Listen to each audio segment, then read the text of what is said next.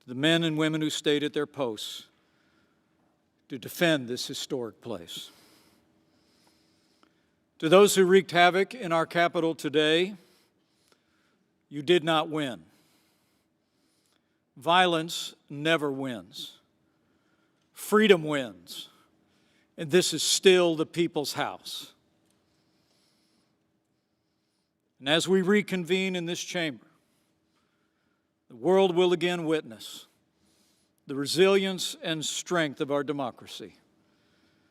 For even in the wake of unprecedented violence and vandalism at this Capitol, the elected representatives of the people of the United States have assembled again on the very same day to support and defend the Constitution of the United States. So may God bless the lost, the injured, and the heroes forged on this day. May God bless all who serve here and those who protect this place.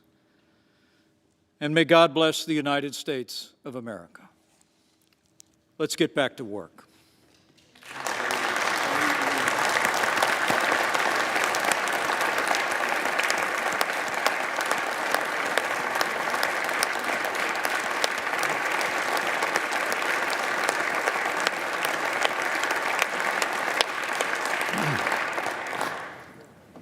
Mr. President.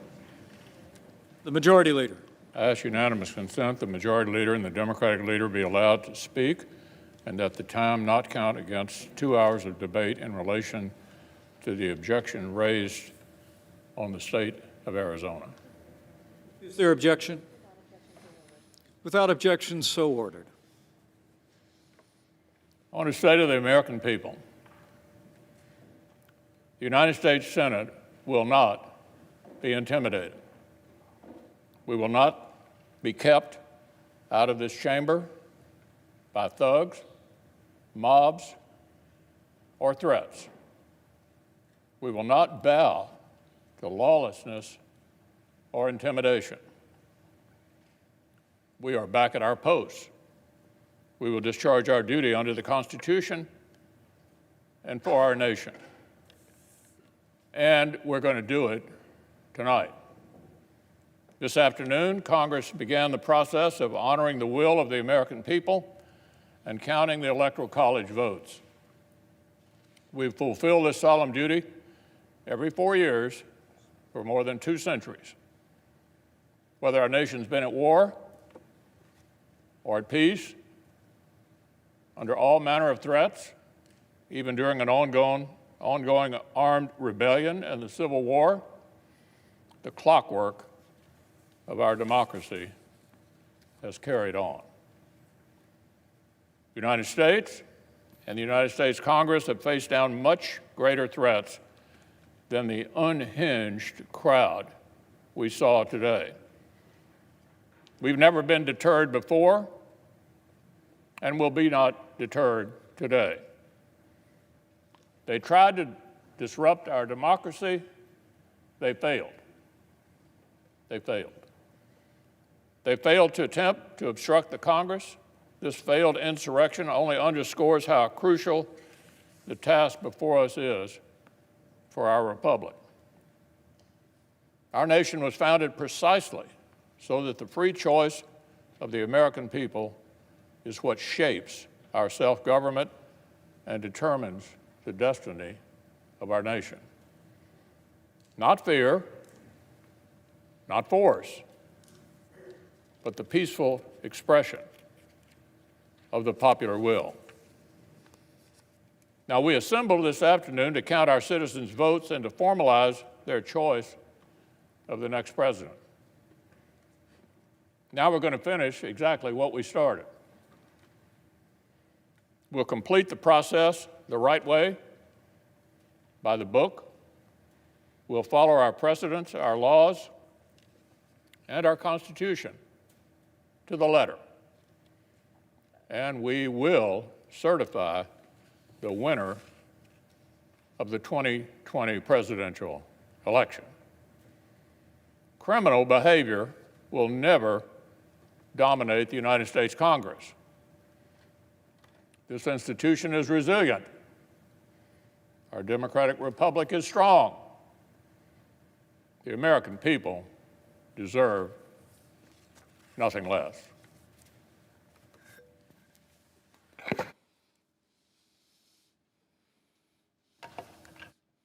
Democratic leader. Mr. President. Mr. President, it is very, very difficult to put into words what has transpired today. I have never lived through or even imagined an experience like the one we have just witnessed in this Capitol. President Franklin Roosevelt set aside December 7, 1941, as a day that will live in infamy. Unfortunately, we can now add January 6, 2021, to that very short list of dates in American history that will live forever in infamy.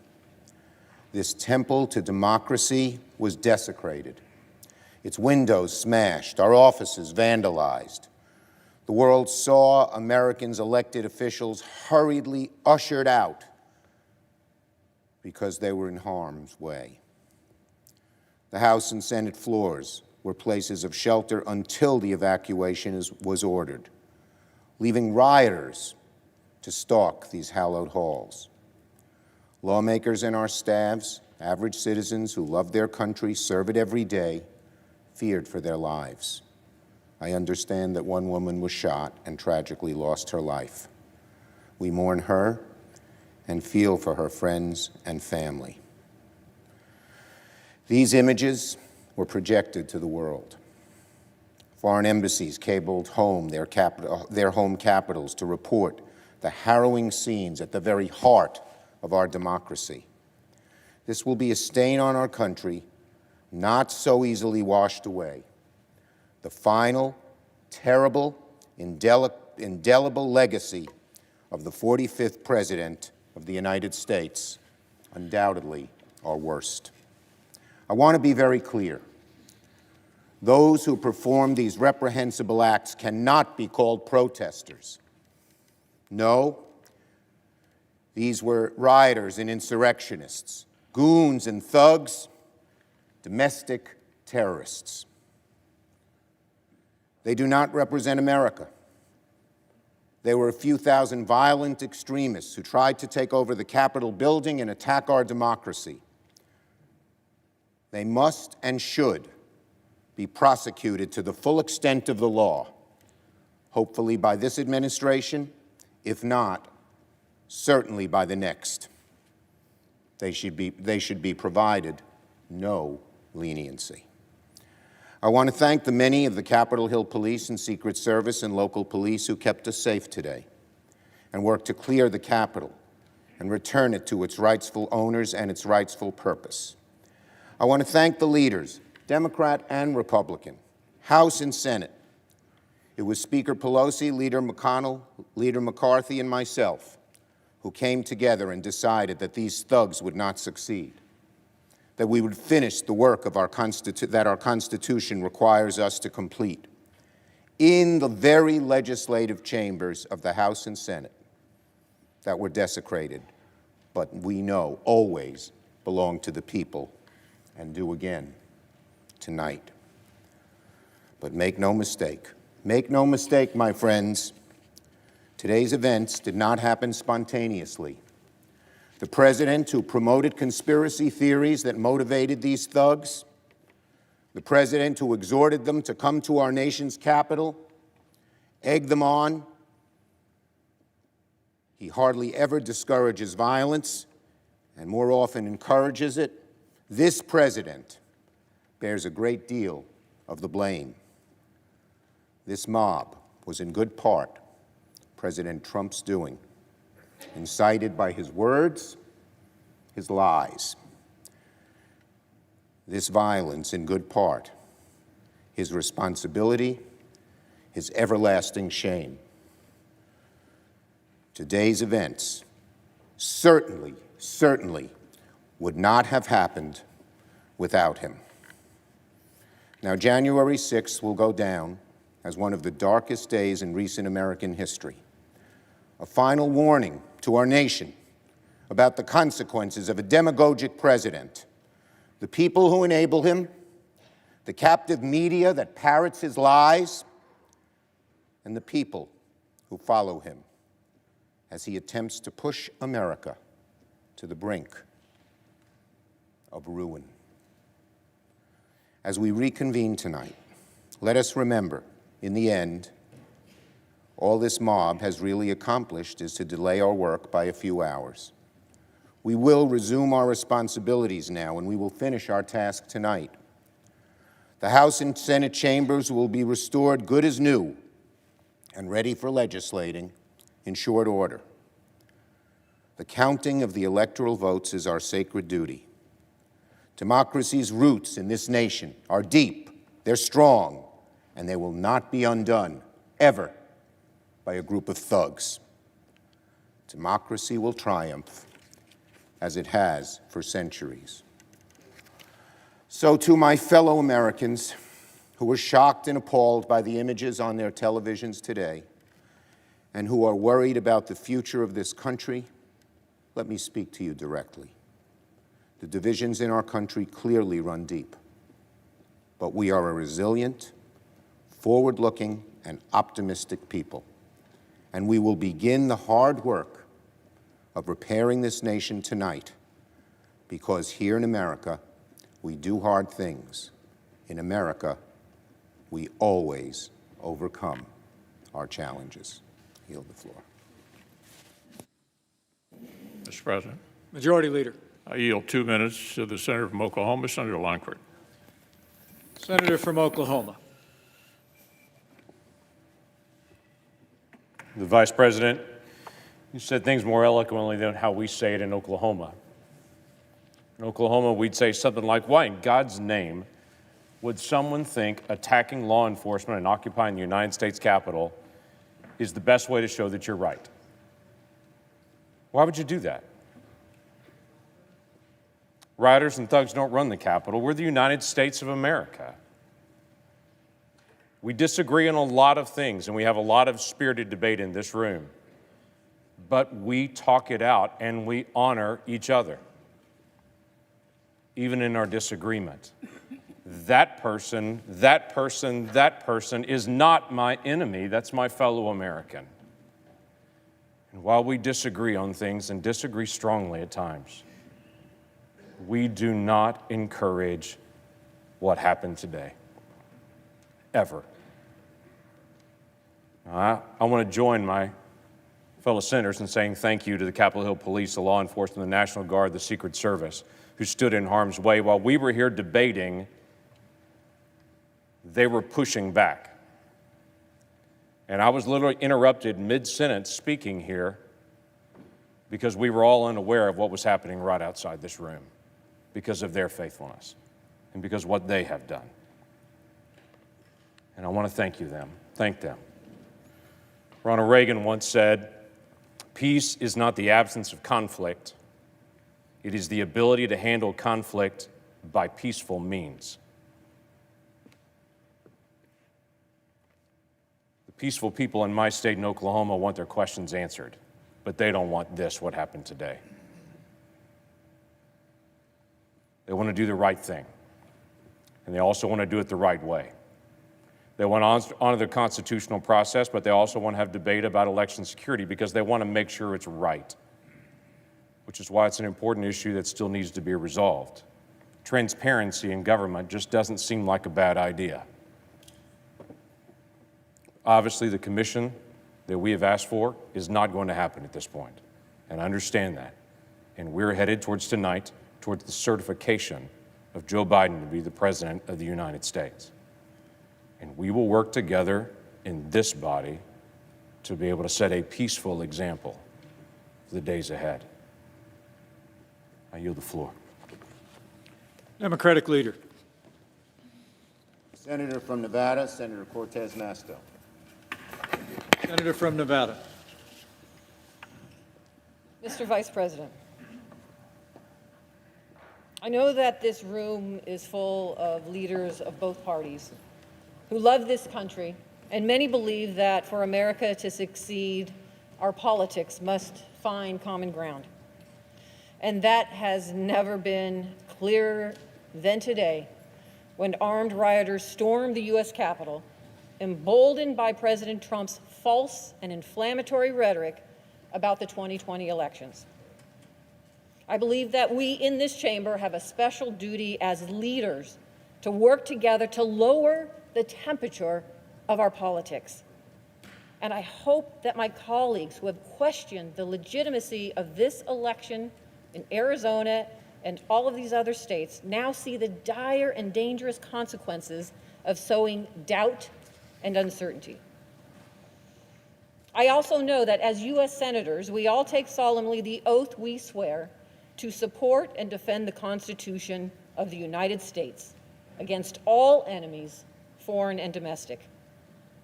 At this moment in history, I can think of nothing more patriotic than renewing our faith in the charters of freedom that our founding fathers crafted for our republic, starting with the fundamental American principle in our Declaration of Independence that governments derive their just powers from the consent of the governed. The people have spoken in this election, and our only job here today is to do what they ask.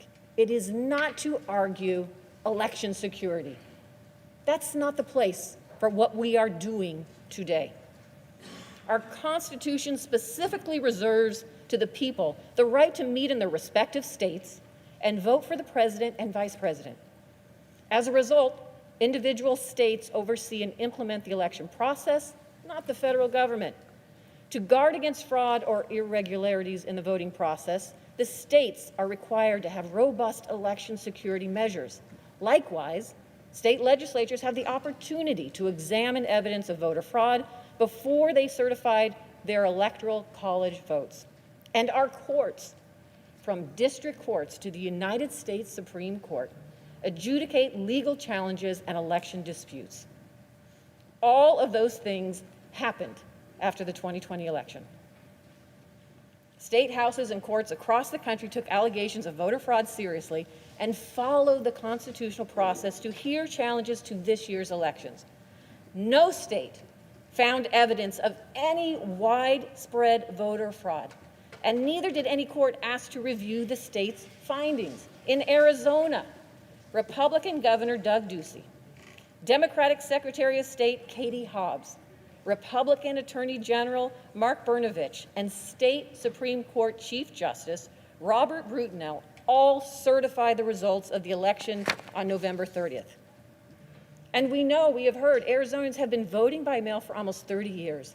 And Governor Ducey has expressed confidence in the state's process numerous times. In November, he said, "We do elections well here in Arizona. The system is strong, and that's why I have bragged on it so much." He further stated, "We have some of the strongest election laws in the country, laws that prioritize accountability and clearly lay out our procedures for conducting, canvassing, and even contesting the results." And they are right. Arizona has one of the most transparent election processes in the country, with built-in accountability, starting with internal auditing. We have heard unfounded allegations that voting machines in Arizona and elsewhere somehow changed vote tallies or somehow improperly rejected ballots while claiming to accept them. These allegations all ignore the fact that Arizona counties conducted ballot audits by hand to double-check the machine counts, and these audits found no widespread fraud or irregularities.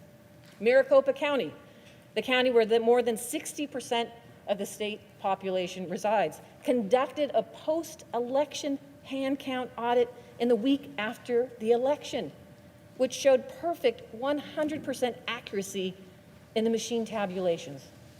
So why would we need, my colleagues, to call for a 10-day emergency audit to be conducted by a legislative commission when it's already been done by the state of Arizona?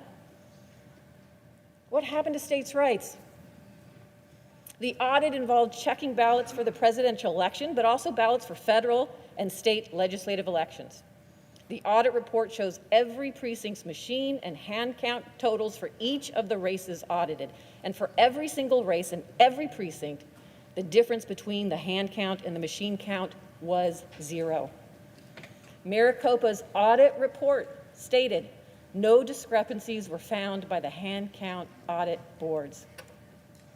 Seeking to find any reason to contest these results, some of the state Republicans then tried to claim that Maricopa County failed to follow state law in conducting this audit by selecting voting center locations to audit instead of voting precincts. This was wrong. And this, too, went to a court. In rejecting this claim, state court in Arizona found that the county followed the properly issued guidance on hand audit procedures from the Arizona Secretary of State. And the court found that Maricopa County officials, therefore, could not lawfully have performed the hand count audit the way the plaintiffs wanted it done. If they had done so, they would have exposed themselves to criminal punishment. The senator's 5 minutes is expired. Thank you, Mr. Vice President. I would close by just saying, please, my colleagues, do not disenfranchise the voters of Arizona and certify their votes tonight. Thank you. Majority Leader. Mr. President, I yield up to 5 minutes to the senator from Utah, Senator Lee. Senator from Utah. Mr. President, at the time I prepared my remarks for today, it seems like a lifetime ago. A lot's changed in the last few hours. And so I'm going to deliver some of the same remarks, but it has a little bit of a different feel than it would have just a few hours ago.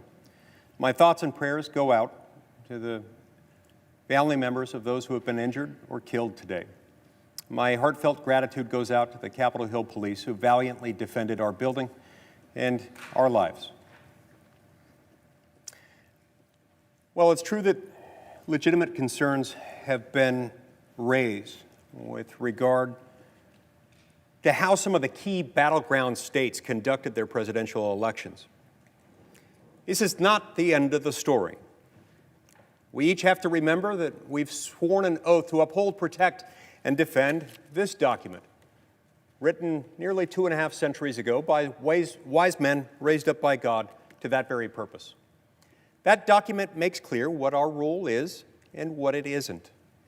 It makes clear who does what when it comes to deciding presidential elections.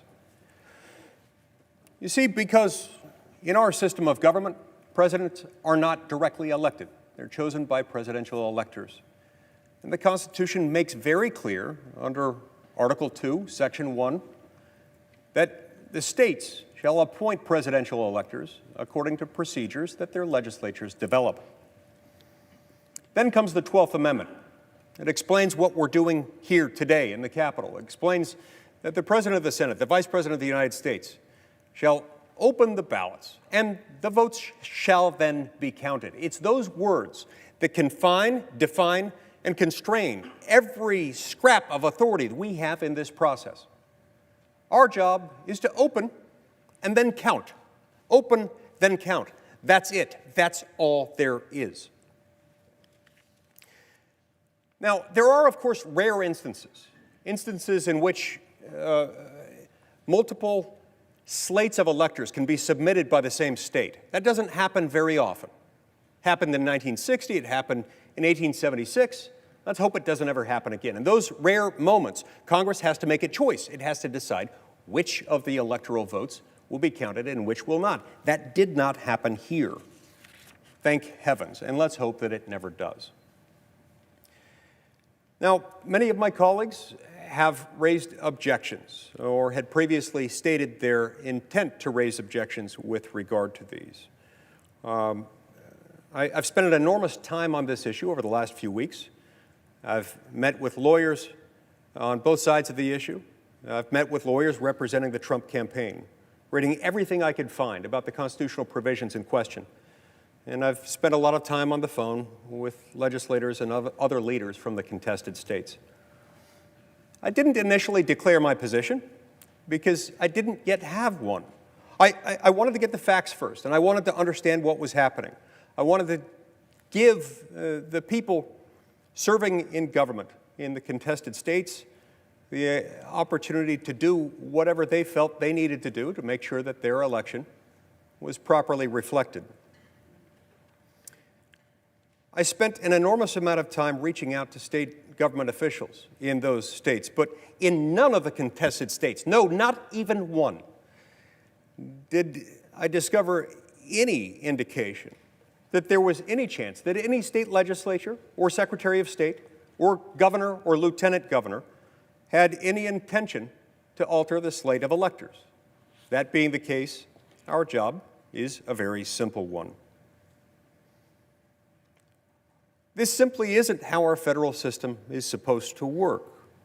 That is to say, if you have concerns with the way that an election in the presidential race was handled in your state, the appropriate response is to approach your state legislatures, first and foremost.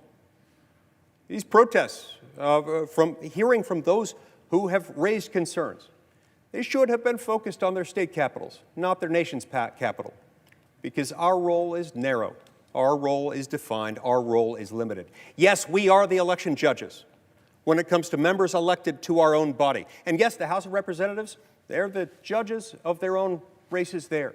We also have the authority to prescribe, as a Congress, rules governing the time, place, and manner of elections for senators and representatives. There is no corresponding authority with respect to presidential elections. None whatsoever. It doesn't exist. Our job is to convene, to open the ballots, and to count them. That's it. Thank you, Mr. President. I yield the floor.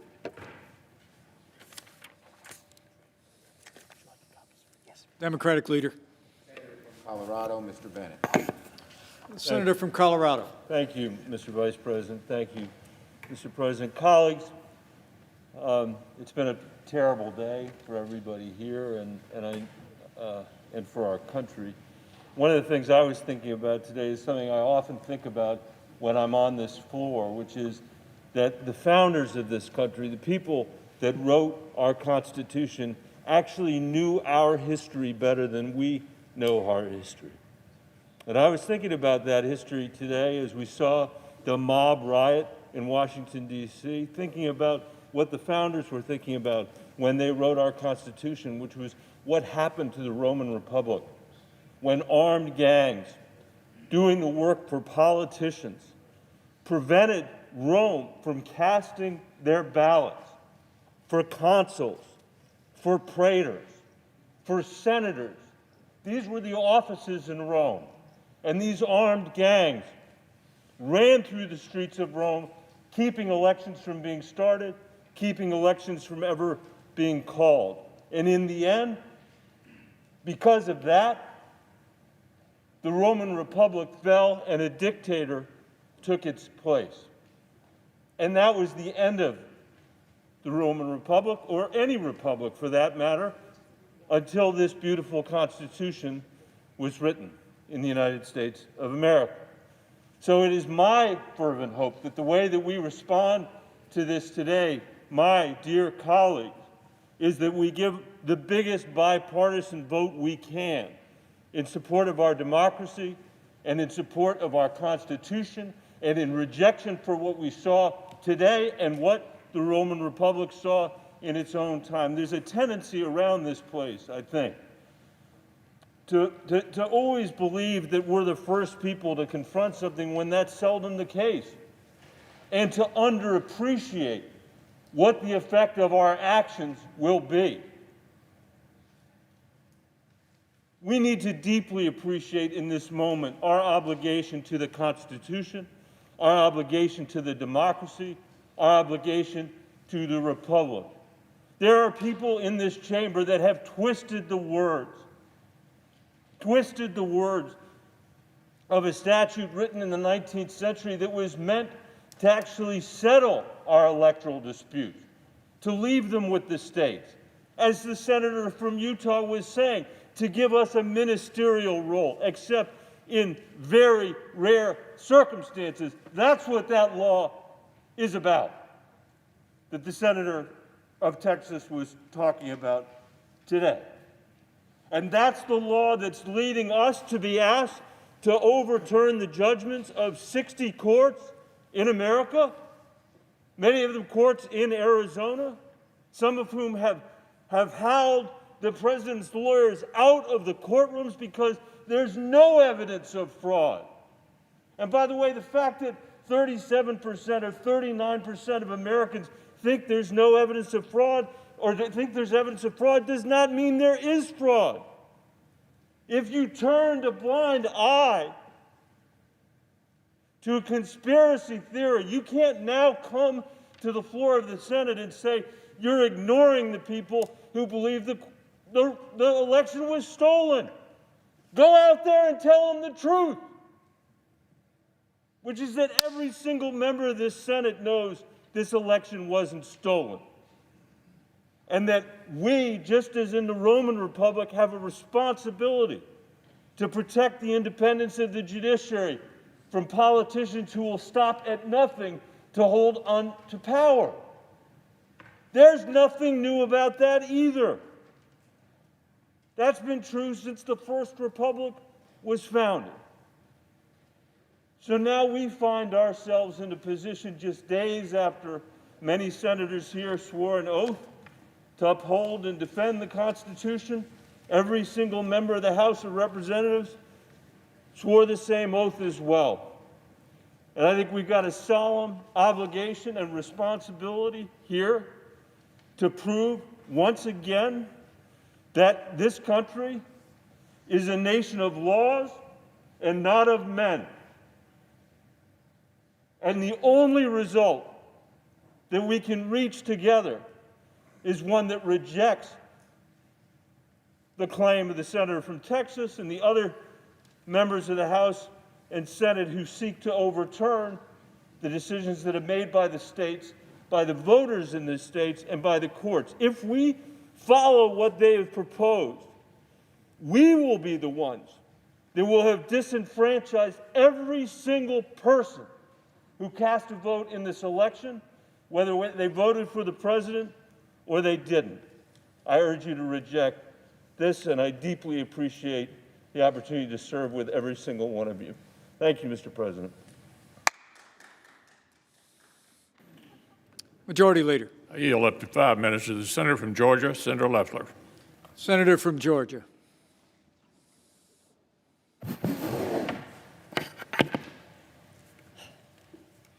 Mr. President, when I arrived in Washington this morning, I fully intended to object to the certification of the electoral votes.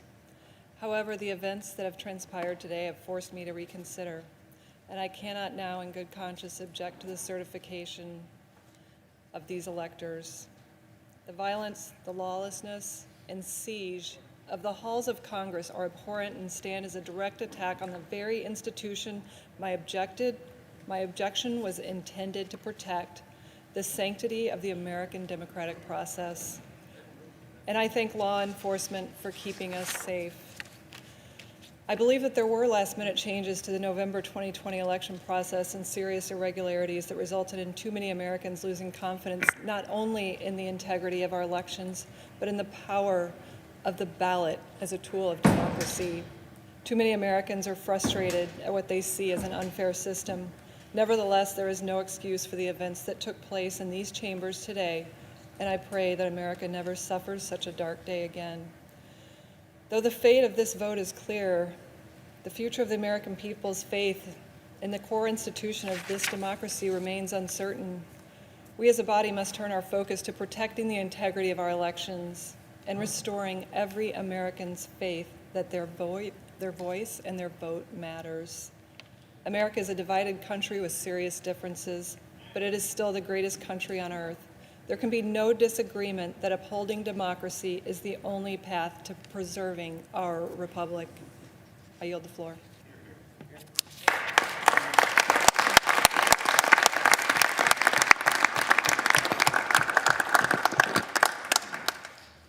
Democratic Leader. Minutes to Senator Booker and 2.5 minutes to Senator Kaine. In reverse order. Mr. President and my colleagues. Senator from Virginia. I applaud the comments of my colleague from Georgia deeply. My first job after school was in Macon, Georgia, working for a federal judge, Lanier Anderson. And I learned a lot about integrity and a lot about law from him. I also learned some sad lessons that in the history of Georgia, and indeed Virginia and many states, so many people, especially people of color, have been disenfranchised over the course of our history. Our late friend, John Lewis, congressman from Georgia, was savagely beaten on Bloody Sunday just for marching for voting rights. That act of violence inspired this body, the U.S. Senate, to come together in March of 1965 and work to pass, in a bipartisan fashion, the Voting Rights Act. We should be coming together today after acts of violence as a United States Senate to affirm the votes of all who cast ballots in November. Instead, we're contemplating an unprecedented objection that would be a massive disenfranchisement of American voters. The Georgia result was very clear, a 12,000 vote margin, 2 certifications by Republican officials, 4 separate recounts and canvasses, 7 lawsuits, as in the other states. If we object to results like this, the message is so clear. We are saying to states, no matter how secure and accurate your elections are, we'll gladly overthrow them if we don't like who you voted for. But more importantly, what we'll be saying, really what we'll be doing, is as the body that acted together to guarantee Americans the right to vote, we will become the agent of one of the most massive disenfranchisements in the history of this country. So I urge all of my colleagues, please oppose these objections. Thank you, and I yield to my colleague from New Jersey. Senator from New Jersey.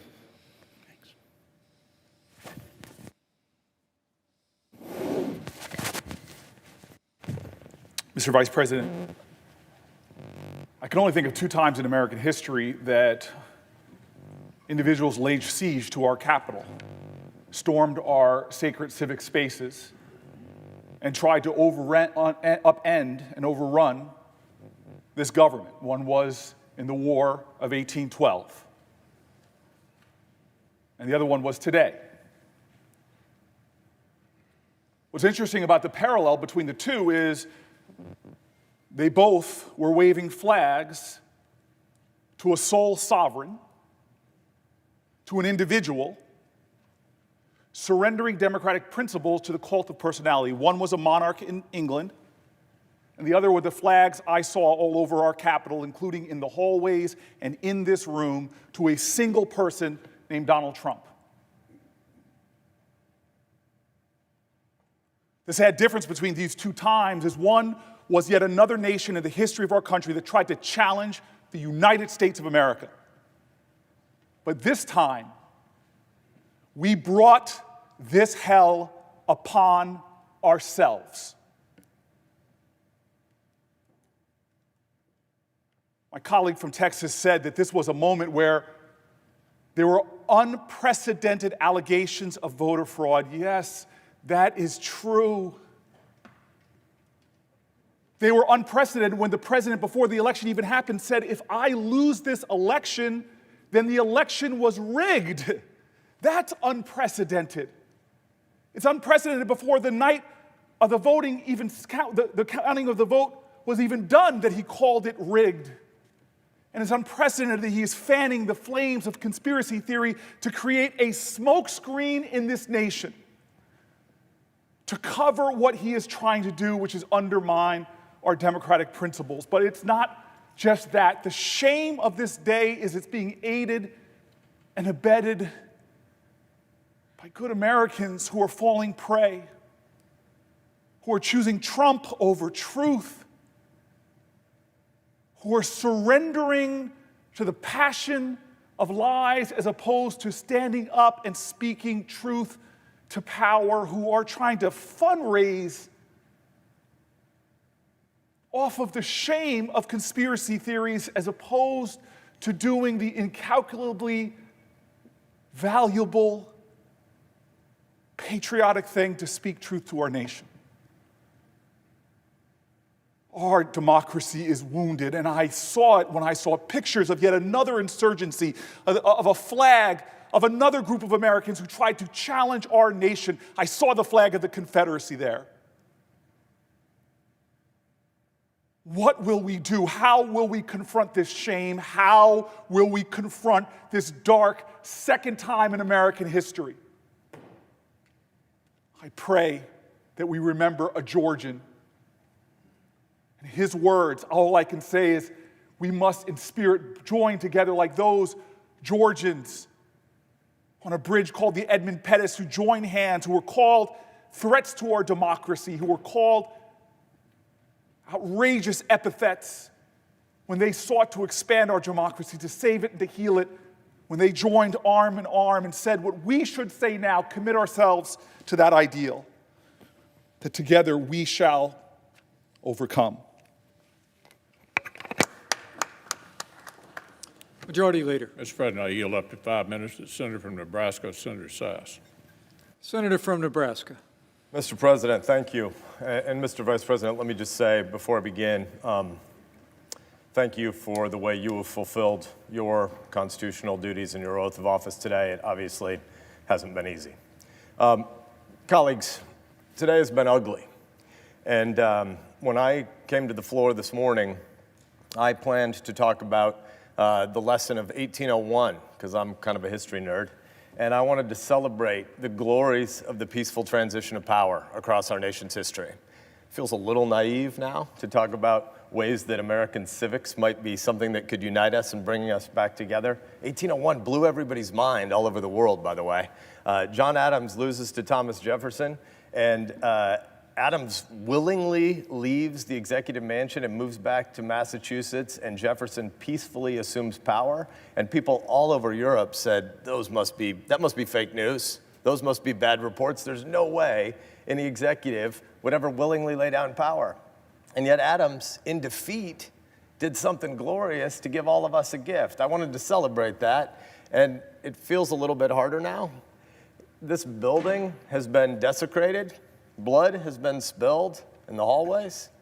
I was with octogenarian members of this chamber that needed to have troops and police stabilize them to get down the stairs at a time when a lot of our staffs were panicked and under their desks and not knowing what was going to happen to them. It was ugly today. But you know what? It turns out that when something's ugly, talking about beauty isn't just permissible. Talking about beauty is obligatory in a time like that. Why? Why would we talk about beauty after the ugliness of today? Because our kids need to know that this isn't what America is. What happened today isn't what America is. They've been given a glorious inheritance. This is the 59th presidential election. If the vice president wasn't the chair and if the president pro tem was, I'd have made some joke that Chuck Grassley has voted in 2/3 of those 59 presidential elections. He's laughing. It's not as good as Hit Dear, Dear Dead, but it's still got a Grassley laugh. I don't think we want to tell the Americans that come after us that this republic is broken, that this is just a banana republic, that our institutions can't be trusted. I don't think we want that. We don't want that in this body. We don't want that in our hometowns. I don't think we want to tell our kids that America's best days are behind us, because it's not true. That's not who we are. America isn't Hatfield's and McCoy's blood feud forever. America's a union. There's a lot that's broken in this country, but not anything that's so big that the American people can't rebuild it, that freedom and community and entrepreneurial effort and that neighborhoods can't rebuild. Nothing that's broken is so big that we can't fix it. Generations of our forefathers and our foremothers, probably not a word, our ancestors, have spilled blood to defend the glories of this republic. Why would they do that? Because America is the most exceptional nation in the history of the world, and because the Constitution is the greatest political document that's ever been written. Most governments in the past have said might makes right, and we saw some of that Cthulhugan nuttery today. Might makes right. No, it doesn't. God gives us rights by nature, and government is just our shared project to secure those rights. America has always been about what we choose to do together, the way we reaffirm our constitutional system, where we've got some governmental tasks, and we all in this body could do better at those governmental tasks, but the heart of America is not government. The center of America is not Washington, D.C. The center of America is the neighborhoods where 330 million Americans are raising their kids and trying to put food on the table and trying to love their neighbor. That's the center of America. We're not supposed to be the most important people in America. We're supposed to be servant leaders who try to maintain a framework for ordered liberty so that there's a structure that back home where they live, they can get from the silver frame of structure and order to the golden apple at the center, as Washington would have said it, which is the things that they build together. The places where they coach Little League, the places where they invite people to synagogue or church. Sometimes the big things we do together are governmental, like kicking Hitler's ass or like going to the moon. Sometimes there is governmental stuff, but the heart of America is about places where moms and dads are raising kids, and we're supposed to serve them by maintaining order and by rejecting violence. You can't do big things like that if you hate your neighbors. You can't do big things together as Americans if you think other Americans are the enemy. Look, there's a lot of uncertainty about the future. I get it. There's a lot that does need to be rebuilt. But if you're angry, I want to beg you, don't let the screamers who monetize hate have the final word. Don't let nihilists become your drug dealers. There are some who want to burn it all down. We met some of them today, but they aren't going to win. Don't let them be your prophets. Instead, organize, persuade, but most importantly, love your neighbor. Visit the widower down the street who's lonely and doesn't want to tell anybody that his wife died and he doesn't have a lot of friends. Shovel somebody's neighbor, or shovel somebody's driveway. You can't hate somebody who just shoveled your driveway. The heart of life is about community and neighborhood, and we're supposed to be servant leaders. The constitutional system is still the greatest order for any government ever, and it's our job to steward it and protect it.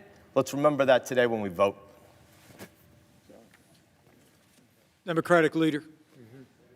Senator Durbin. Senator from Illinois.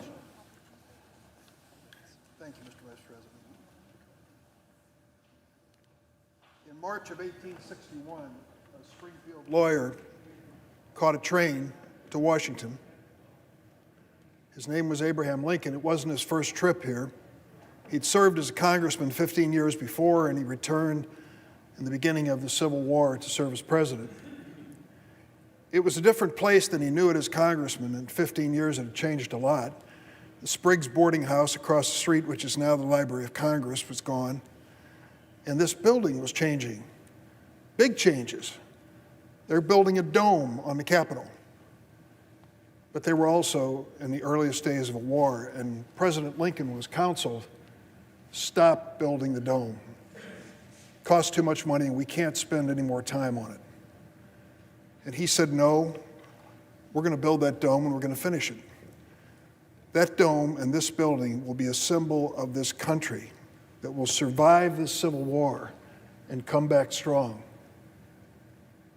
So they built the dome, they won the war, and since those days, that dome and this building have been a symbol to this country, a symbol of unity and of hope. Tourists come through here before COVID-19 by the tens of thousands. And if you've ever noticed their tours, they're often shushed.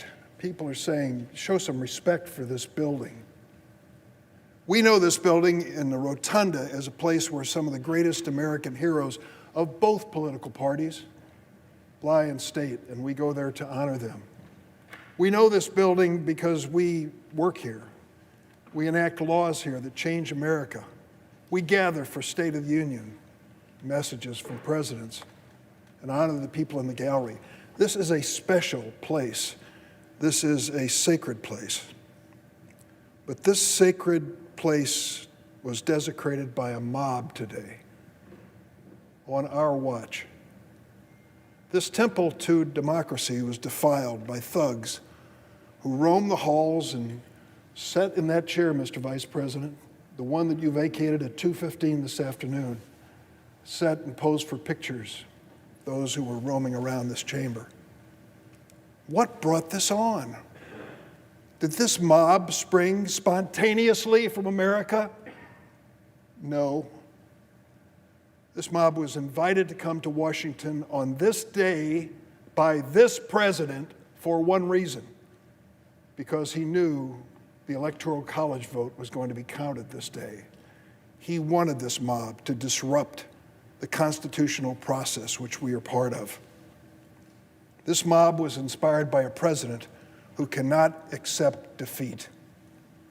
If you wonder whether I'm going too far in what I say, just read the transcript with the Secretary of State from Georgia and listen to this president's wild conspiracy theories, one after the other, swatted down by that Republican elected official and his attorney as having no basis in fact.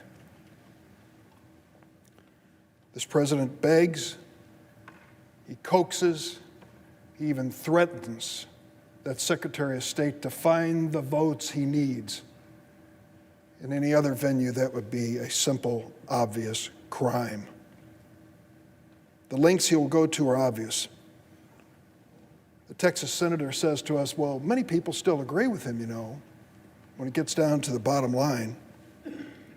Many people have fallen for this presidential position that it must have been a rigged election if I lost.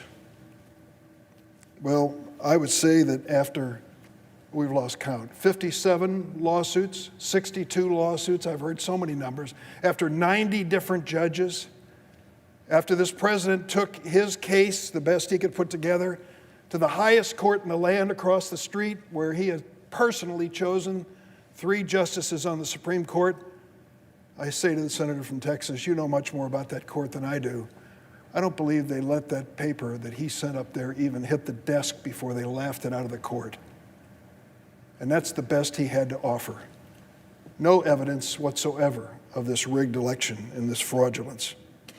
The senator from Texas says, we just want to create a little commission. 10 days, we're going to audit all the states, particularly the ones in contention here, and find out what actually occurred. And it really draws its parallel in 1876, Hayes and Tilden. Don't forget what that commission, that so-called political compromise, achieved. It was not just some ordinary governmental commission. It was a commission that killed Reconstruction, that established Jim Crow, that even after a civil war which tore this nation apart, it re-enslaved African Americans. And it was a commission that invited the voter suppression we are still fighting today in America. Let me close by saying this. The vote we're going to have here is a clear choice of whether we are going to feed the beast of ignorance or we are going to tell the truth to the American people. We saw that beast today roaming the halls. Let's not invite it back. Majority Leader. President, I yield up to 5 minutes to the senator from Kansas, Senator Marshall. Senator from Kansas. Thank you, Mr. President. Freedom of speech and the freedom to protest are provided in our Constitution. And while I share the same frustrations many Americans have over the presidential election, the violence and mob rule which occurred at the U.S. Capitol today and across the country over the past year are unacceptable, and I condemn them at the highest level. And like all of us in the chamber, I'm thankful for the heroic law enforcement officers who worked feverishly to restore order so that we get back to the electoral certification process. During my 29-year career as an obstetrician and gynecologist, too often I had to sit down with patients and give them a very bad diagnosis. It might have been a young mother of 3 who I delivered all 3 of her babies, now with metastatic breast cancer.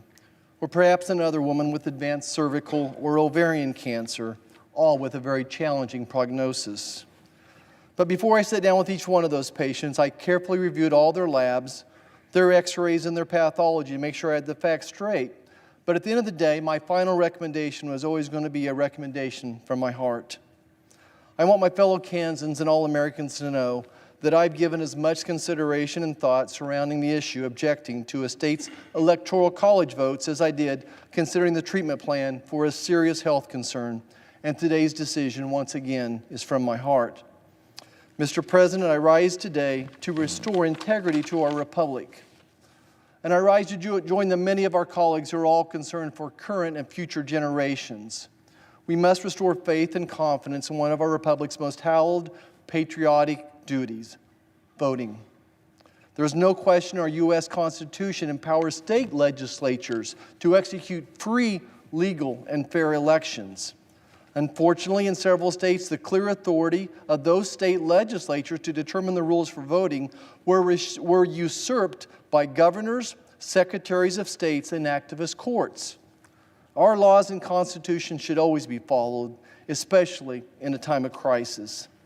I don't rise to undo a state's legally obtained Electoral College votes. Rather, I rise in hopes of improving the integrity of the ballot to hold states accountable to the time-proven constitutional system of the Electoral College.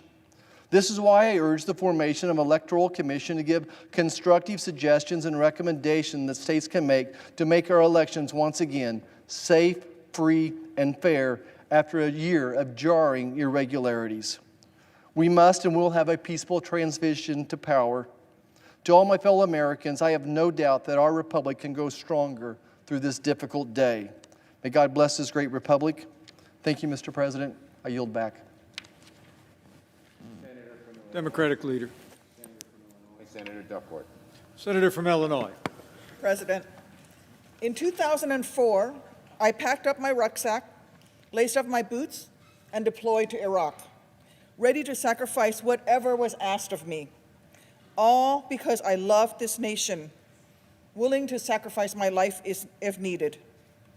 Because I believe in the sanctity of our electoral system, which had declared George W. Bush my commander-in-chief.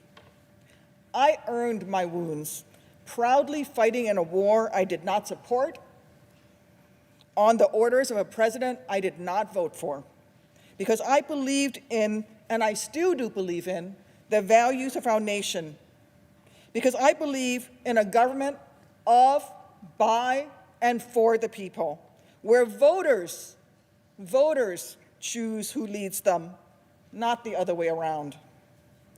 I have spent my entire adult life defending our democracy, but I never thought it would be necessary to defend it from an attempted violent overthrow in our nation's own Capitol building.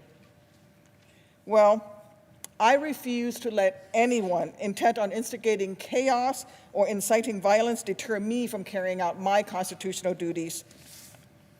You know, when my Army buddies and I raised our right hands, when the 45,000 troops in Arizona raised their right hands and swore to protect and defend the Constitution, we did not qualify our oath by saying that we'd follow orders only when the commander-in-chief was someone whose election we were happy with.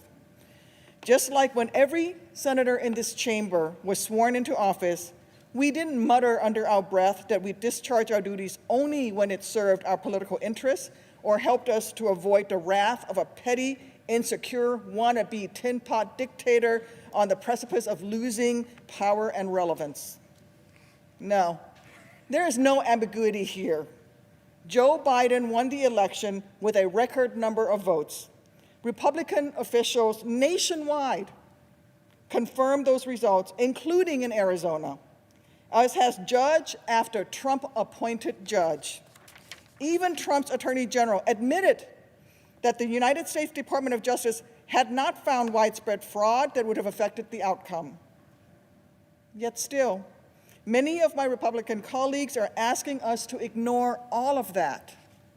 With no evidence of their own, they're asking us to ignore court rulings, ignore Republican election officials, and even worse, ignore the will of the people across this vast, great nation. By trying to overturn this election, they are placing more trust in Reddit conspiracy theories over the Constitution, proving that appeasing Trump is more important to them than protecting the most basic tenet of our republic, the adherence to free and fair elections. If there's one thing I know, it's that my troops didn't sign up to defend our democracy in war zones thousands of miles away, only to watch it crumble in these hallowed halls here at home. Yet that is what this effort amounts to, an attempt to subvert our democracy, and in the process, it is threatening what makes America American. Because in this country, the power of the people has always mattered more than the people in power. That is the ideal that this nation was founded upon.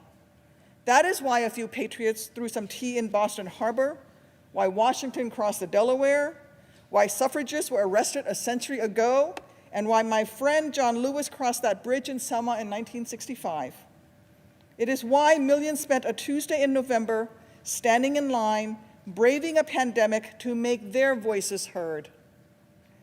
Listen, this administration has always had an adversarial relationship with the truth.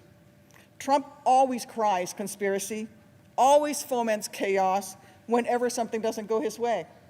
But today, we here in this chamber have the opportunity to prove that here, in this country, truth matters, that right matters, that the will of the people matters more than the whims of any single powerful individual. I have no tea to throw in Boston Harbor tonight, and I regret that I have no rucksack to pack for my country, no Black Hawk to pilot,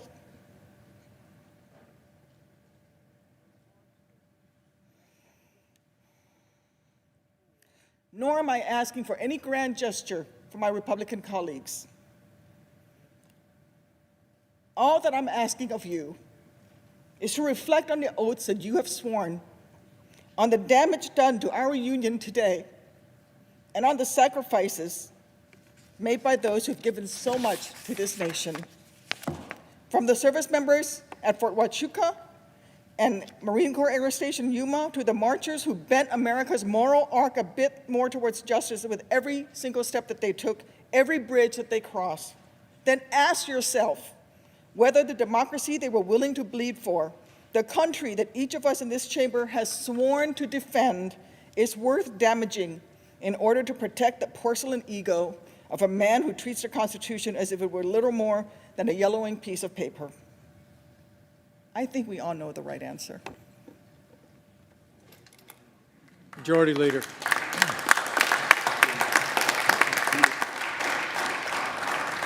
Mr. President, I yield up to 5 minutes to the senator from Kentucky, Senator Paul. Senator from Kentucky.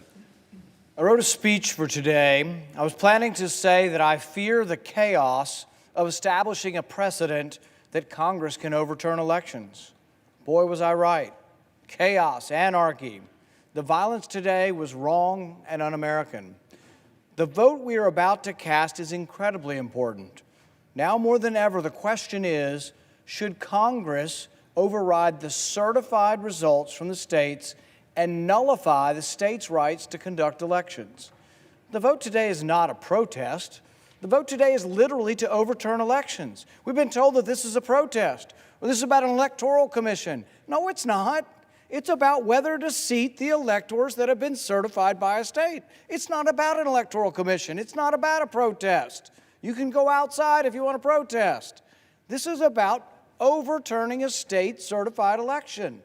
If you vote to overturn these elections, wouldn't it be the opposite of what states' rights Republicans have always advocated for?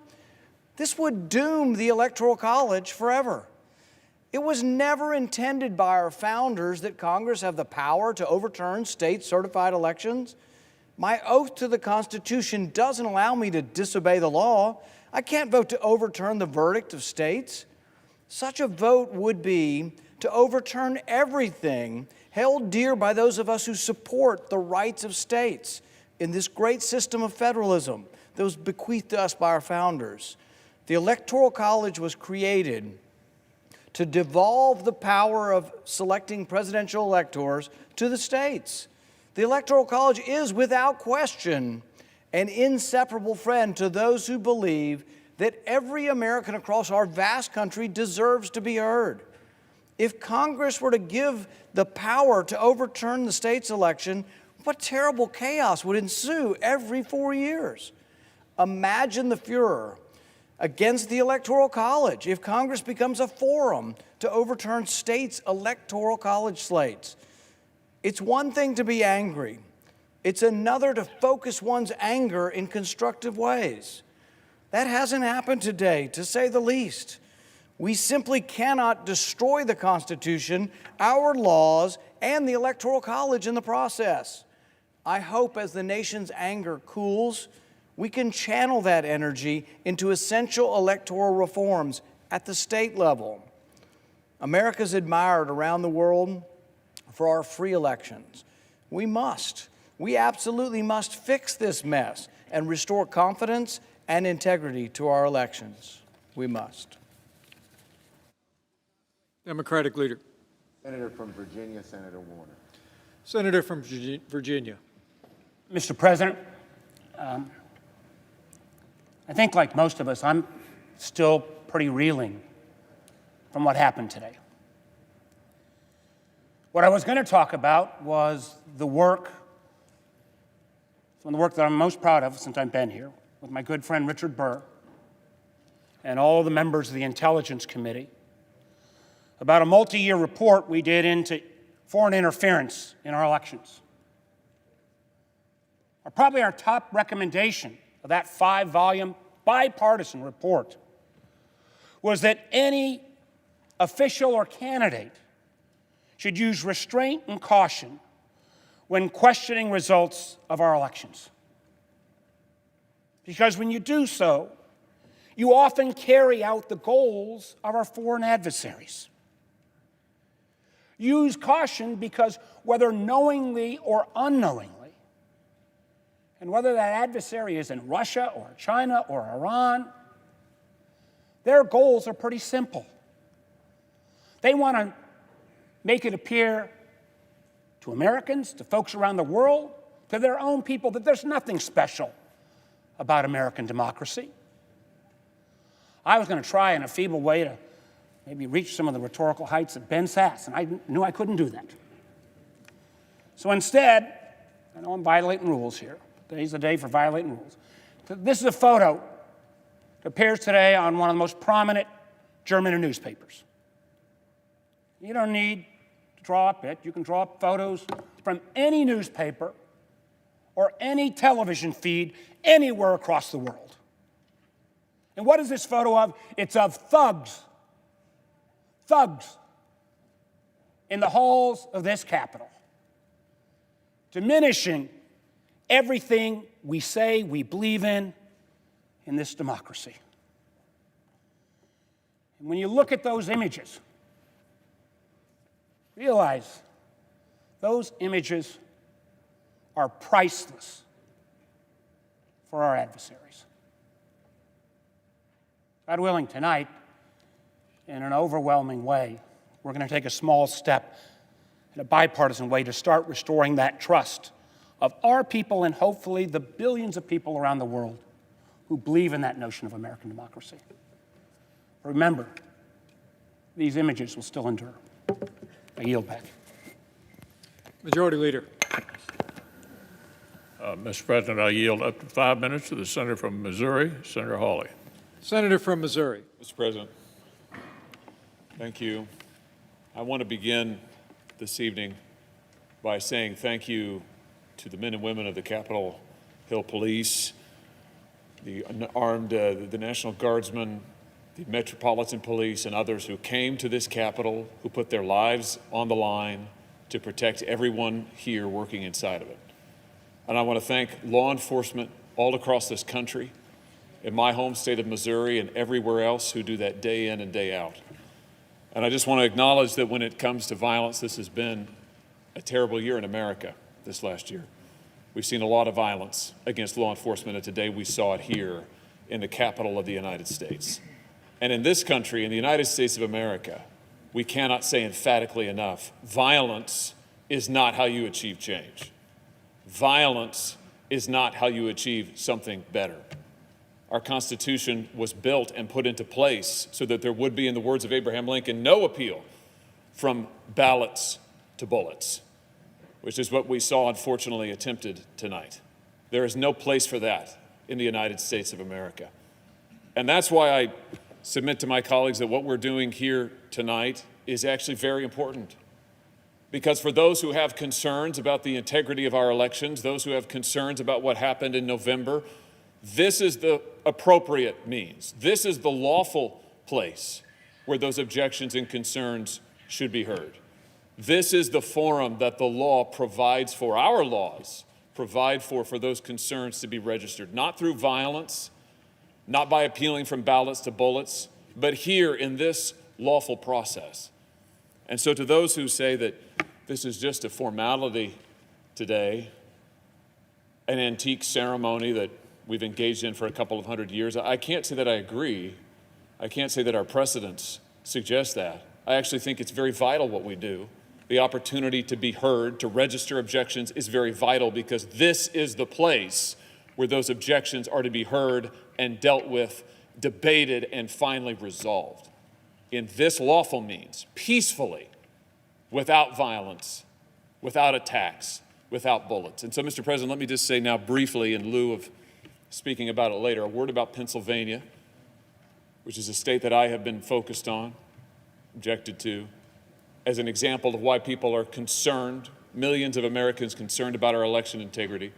The state of Pennsylvania, quite apart from allegations of any fraud, you have a state constitution that has been interpreted for over a century to say that there is no mail-in balloting permitted except for in very narrow circumstances that's also provided for in the law. And yet, last year, Pennsylvania elected officials passed a whole new law that allows universal mail-in balloting and did it irregardless of what the Pennsylvania Constitution said. And then when Pennsylvania citizens tried to go and be heard on this subject before the Pennsylvania Supreme Court, they were dismissed on grounds of procedure, timeliness, in violation of that Supreme Court's own precedent. So the merits of the case have never been heard. The constitutionality of the statute actually has never been defended. I'm not aware of any court that has passed on its constitutionality. Actually, I'm not aware of anybody who's defended the constitutionality. And this was the statute that governed this last election, in which there are over 2.5 million mail-in ballots in Pennsylvania. This is my point, that this is the forum. The Pennsylvania Supreme Court hasn't heard the case. There's no other court to go to hear the case in the state.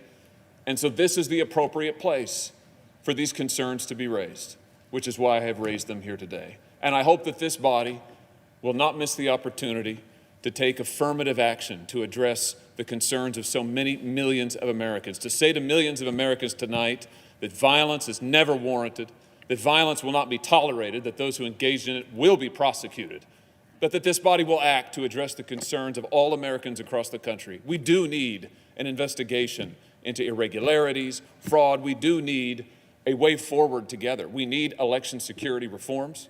I bet my friends on the other side of the aisle don't disagree with that. We need to find a way to move forward on that together so that the American people from both parties, all walks of life, can have confidence in their elections and that we can arrange ourselves under the rule of law that we share together. Thank you, Mr. President. I yield the floor. Democratic leader. Senator from Pennsylvania, Mr. Casey. Senator from Pennsylvania. I rise tonight to defend the people of the Commonwealth of Pennsylvania, to defend the more than 6.9 million voters who voted in this election, and to condemn in the strongest possible terms this attempt to disenfranchise the voters of Pennsylvania based upon a lie, a falsehood. That same lie sowed the seeds of today's violence and today's lawlessness here in the Capitol.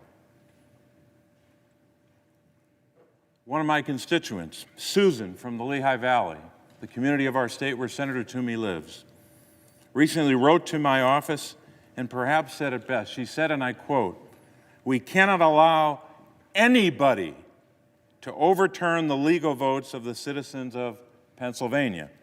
This would be the ultimate destruction of our democracy," unquote. Susan had it right. We cannot allow anybody, and she put that word in all caps, to overturn the legal votes of the people of our state. Let me address the allegation regarding the Pennsylvania Constitution and the General Assembly. Somehow that the General Assembly didn't have the authority to enact no-excuse mail-in voting, that process for the people of our state. First, the law in question, Act 77, was passed in 2019 and was implemented without any serious question as to its constitutionality. The law was passed by a Republican-controlled General Assembly, House and Senate. It was only after the 2020 election, when it became clear that President-elect Joe Biden won Pennsylvania by a little more than 80,000 votes, did some Republican politicians in our state decide to challenge the constitutionality of the law. Second, Act 77 is plainly constitutional. My colleagues allege that the state constitution requires in-person voting except under limited circumstances. This is not true. While Pennsylvania lays out specific situations in which absentee voting is required, there is no in-person requirement in our state's constitution. The Constitution set a floor, not a ceiling, for this type of voting. Second, apart from the argument made by my colleague, there's bipartisan agreement across our state, at the local, state, and federal level, that our election was fair, secure, and lawful. On Monday, my colleague from Pennsylvania, Senator Toomey, wrote in an op-ed, and I'm quoting, "The evidence is overwhelming that Joe Biden won this election," unquote. There's simply no evidence to justify the outrageous claims of widespread voter fraud or election irregularities suggested by those seeking to overturn the election. 60 cases, court after court, all throughout our state and throughout the country, including the Supreme Court, dealing with this bizarre argument that we know is based upon that lie. In one court, the United States Court of Appeals for the Third Circuit, Judge Bibas, appointed by President Trump, he said, quote, "The campaign's claims have no merit," unquote. The United States, he said, has free and fair elections, which are the lifeblood of our democracy. Charges require specific allegations and then proof. We have neither here, unquote. So said Judge Bibas. Finally, Mr. President, a word about those election officials who did such work. These election officials all across our state, Republicans and Democrats, from red counties and blue counties, they did their jobs. They are patriots. And these objections are an attack on these Pennsylvania public servants. I'll give you one example. Republican Commissioner Al Schmidt, I should say, of Philadelphia. He wrote, and I said, and he wrote, as I will quote as follows, quote, "There really should not be a disagreement, regardless of party affiliation, when we're talking about counting votes by eligible voters. It's not a very controversial thing, or at least it shouldn't be," unquote. After Election Day, Commissioner Al Schmidt, his family, and his colleagues were subjected to death threats simply because he was trying to do his job with integrity. It calls to mind, Mr. President, that great line from America the Beautiful, "O beautiful for patriot dream that sees beyond the years." These election officials, like so many of our patriots, we heard from Senator Duckworth tonight, a real patriot. These patriots did their job. Let's support these patriots. Vote against this objection. Majority Leader. I yield 5 minutes to the senator from Utah, Senator Romney. Senator from Utah.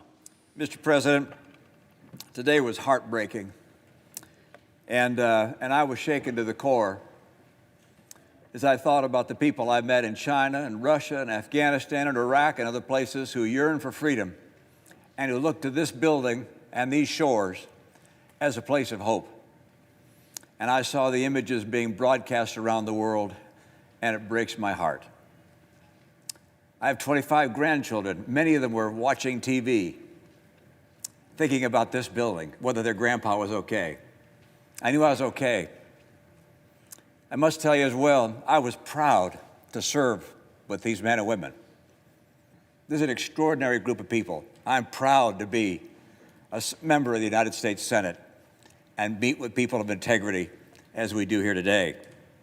Now we gather due to a selfish man's injured pride and the outrage of supporters who he has deliberately misinformed for the past 2 months and stirred to action this very morning. What happened here today was an insurrection incited by the President of the United States.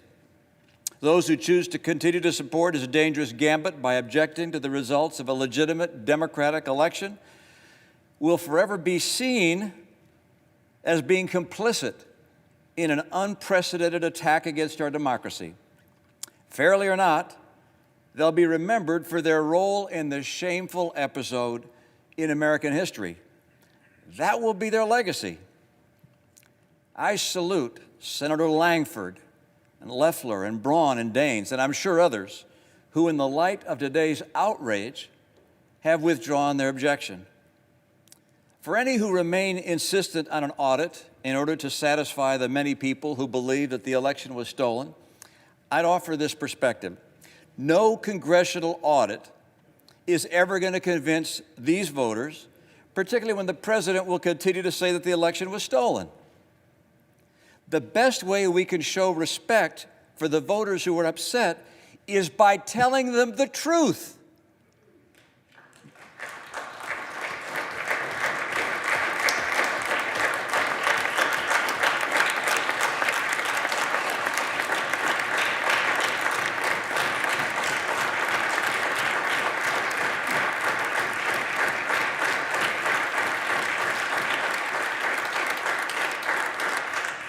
That's the burden.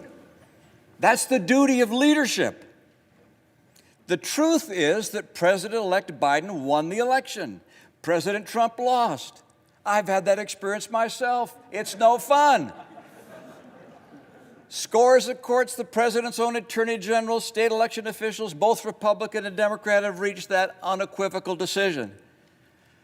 And in light of today's sad circumstances, I asked my colleague, do we weigh our own political fortunes more heavily than we weigh the strength of our republic, the strength of our democracy, and the cause of freedom? What's the weight of personal acclaim compared to the weight of conscience?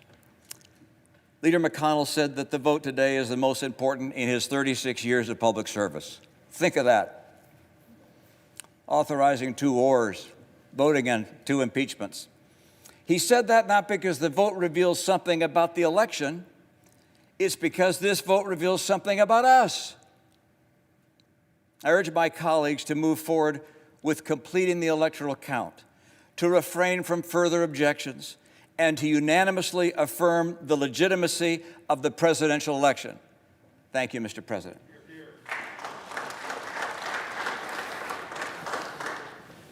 Democratic leader. Senator from New Hampshire, Senator Shaheen. Senator from New Hampshire. Mr. President, on January 3rd, I, along with 31 of my colleagues, stood in this chamber and swore an oath to support and defend the Constitution of the United States. It's both ironic and deeply disappointing that only 3 days after swearing these oaths, some of my colleagues are willfully coming close to breaking this promise. Since 1797, each U.S. president has peacefully handed over power to the next, and that will happen again on January 20th, when Donald Trump, despite the protesters today, the violence today, when Donald Trump leaves the White House at noon and Joe Biden becomes president. And we've heard tonight from both Democrats and Republicans about the importance of the voters speaking in the election, and about the fact that there is no evidence of widespread voter fraud. But this is not just an issue for us here in the United States. This is an issue for nascent democracies around the world who, as Senator Romney said, look to the United States as an example. We are the shining city on the hill. We give those struggling under oppression hope for a better future. Now, like so many of us in this chamber, I've traveled to developing democracies around the world, to Afghanistan and Iraq, to the Western Balkans, to Africa, to the country of Georgia. I went there with my colleague, Senator Risch. In 2012, we went to Georgia to observe officially, on behalf of the Senate, the election between outgoing President Mikhail Saakashvili and his United National Movement Party, and the challenge by Georgian Dream, which was a newly formed party supported and funded by billionaire oligarch Bidzina Ivanishvili. It was a battle for parliament, but also for control of the government. Senator Risch and I visited multiple polling places on Election Day, and we agreed with the international assessment that that election was free and fair and that Georgian Dream were the winners. But there was real concern in the country that Saakashvili was going to refuse to give up power, that would lead to violence, it would end the nascent democratic reforms that were happening in that former Soviet republic. And so Senator Risch and I, the day after the election, went to visit President Saakashvili to try and talk him out of staying in power. And I remember very clearly going to his home, and we sat down with him and we pointed out that the hallmark of a democracy, what he had worked so hard for in his 8 years as president of Georgia, the hallmark of that was to turn over power in a peaceful election to the person that the voters chose. Well, President Saakashvili listened to us, and he did leave office peacefully. But it's important that future generations recognize that America, like democracies everywhere, depends on a peaceful transition of power, on believing in what the voters say and in ensuring that happens. Unfortunately, we've heard from some senators today who have been enabling President Trump's willful disregard of the votes of our citizenry, even as they speak out against foreign leaders who ignore their own people. They will fail, and history will remember them. And I hope that future generations will view the actions of some of those folks today as little more than an unfortunate anomaly. Future opportunists may use this ill-fated effort to seek short-term political gain over the long-term stability of our republic. But for the sake of our great country and America's standing in the world, I ask my colleagues today to fully endorse the results of the free and fair election and set aside this partisan attempt to subvert the will of the people. We should be venerating the peaceful transition of power, even if our own preferred candidate didn't win. That is, after all, who we are in the United States of America. Thank you, Mr. President. Majority Leader. Mr. President, I yield up to 5 minutes to the Senator from Ohio, Senator Portman. Senator from Ohio. Mr. Vice President, you have fulfilled your duties as President of the Senate tonight with distinction, and we all appreciate it. I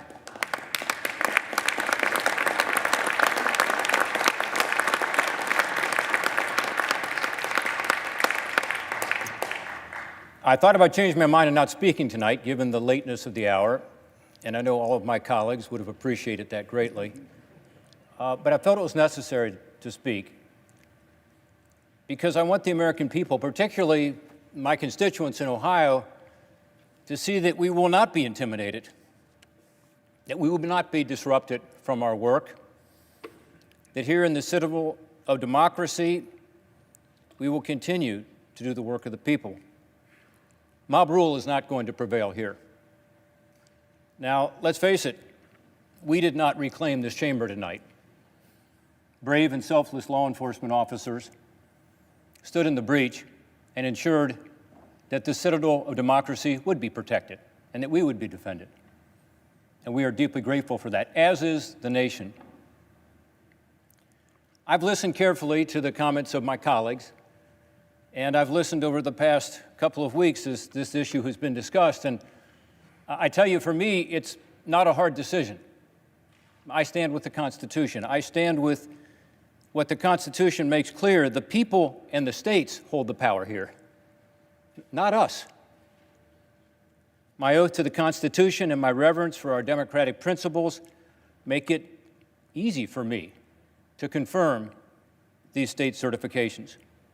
By the way, I posed this process some 15 years ago when some Democrats chose to object to the electors from my home state of Ohio after the 2004 elections.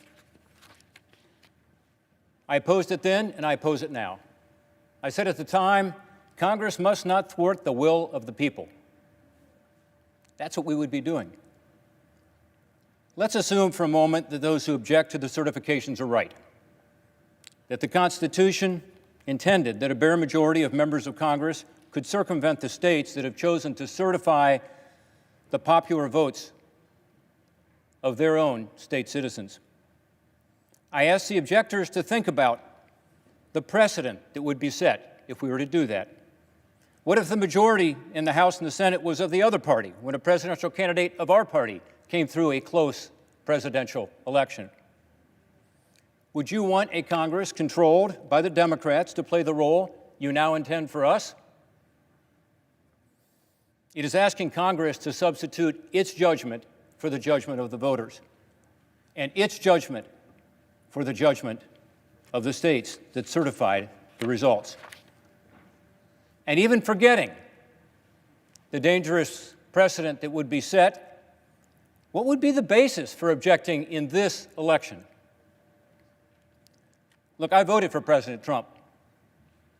I supported him because I believe the Trump administration's policies are better for Ohio and for the country. And I supported the Trump campaign's right to pursue recounts. They had every right to do it.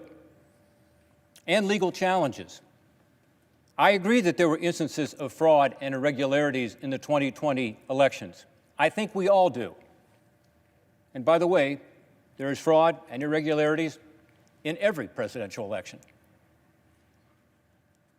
But it is also true that after 2 months of recounts and legal challenges, not a single state recount changed the result. And of the dozens of lawsuits filed, not one found evidence of fraud or irregularities widespread enough to change the result of the election. This was the finding of numerous Republican-appointed judges and the Trump administration's own Department of Justice. Every state has now weighed in and chosen to certify its electoral slate based on the popular vote as set out in the Constitution. I understand that many Americans who would never storm this Capitol don't trust the integrity of the 2020 election, don't think the states should have certified, don't think we should have accepted the results from the states, and are insisting on more transparency and accountability. In the 2016 elections, lest we forget, many Democrats objected to the results and distrusted the election. I challenge my colleagues on both sides of the aisle to listen, but also to do our part to try to restore faith in our elections.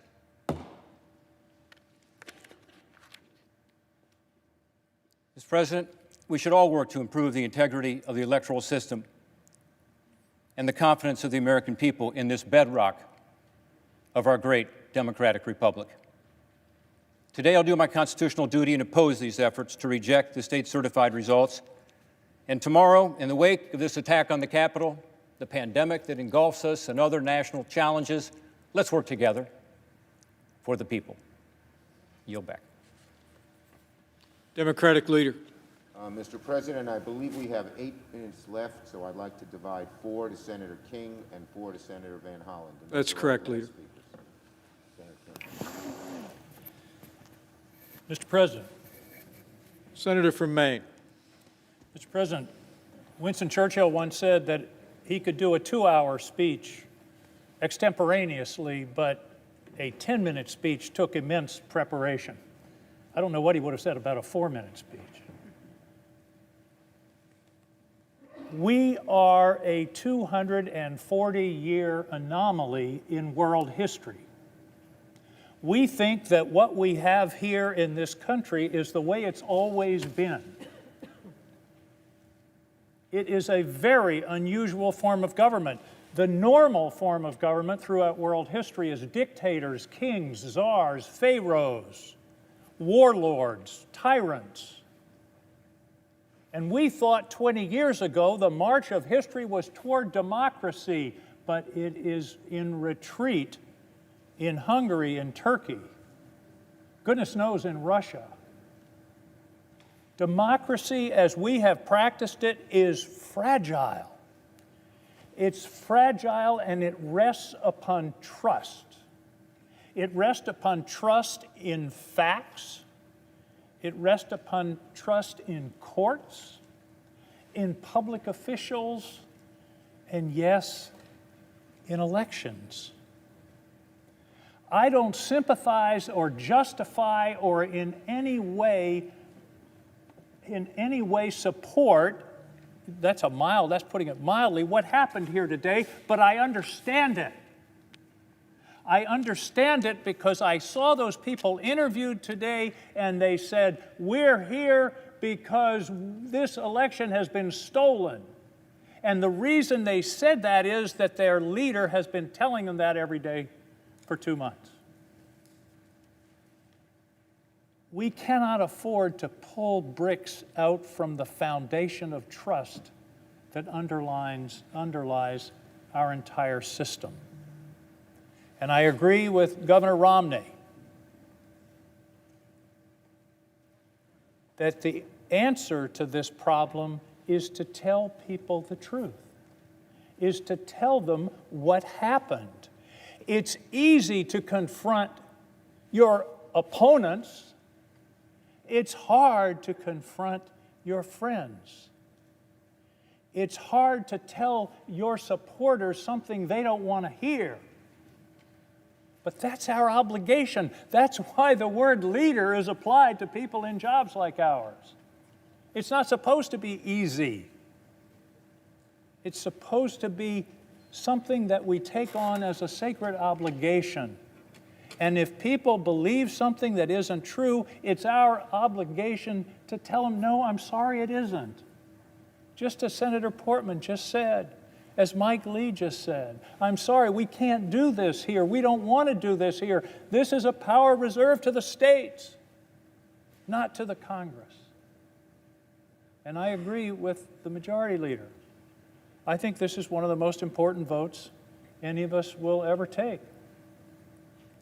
On December 1st, 1862, Abraham Lincoln came to this building. He came to this building in the darkest days of the Civil War. He was trying to awaken the Congress to the crisis that we were facing. And he didn't feel that they were fully and effectively engaged. And he ended his speech that day with words that I think have an eerie relevance tonight. Here's what Abraham Lincoln said. Fellow Americans, we cannot escape history. We of this Congress and this administration will be remembered in spite of ourselves. No personal significance or insignificance can spare one or another of us. And here's his final words.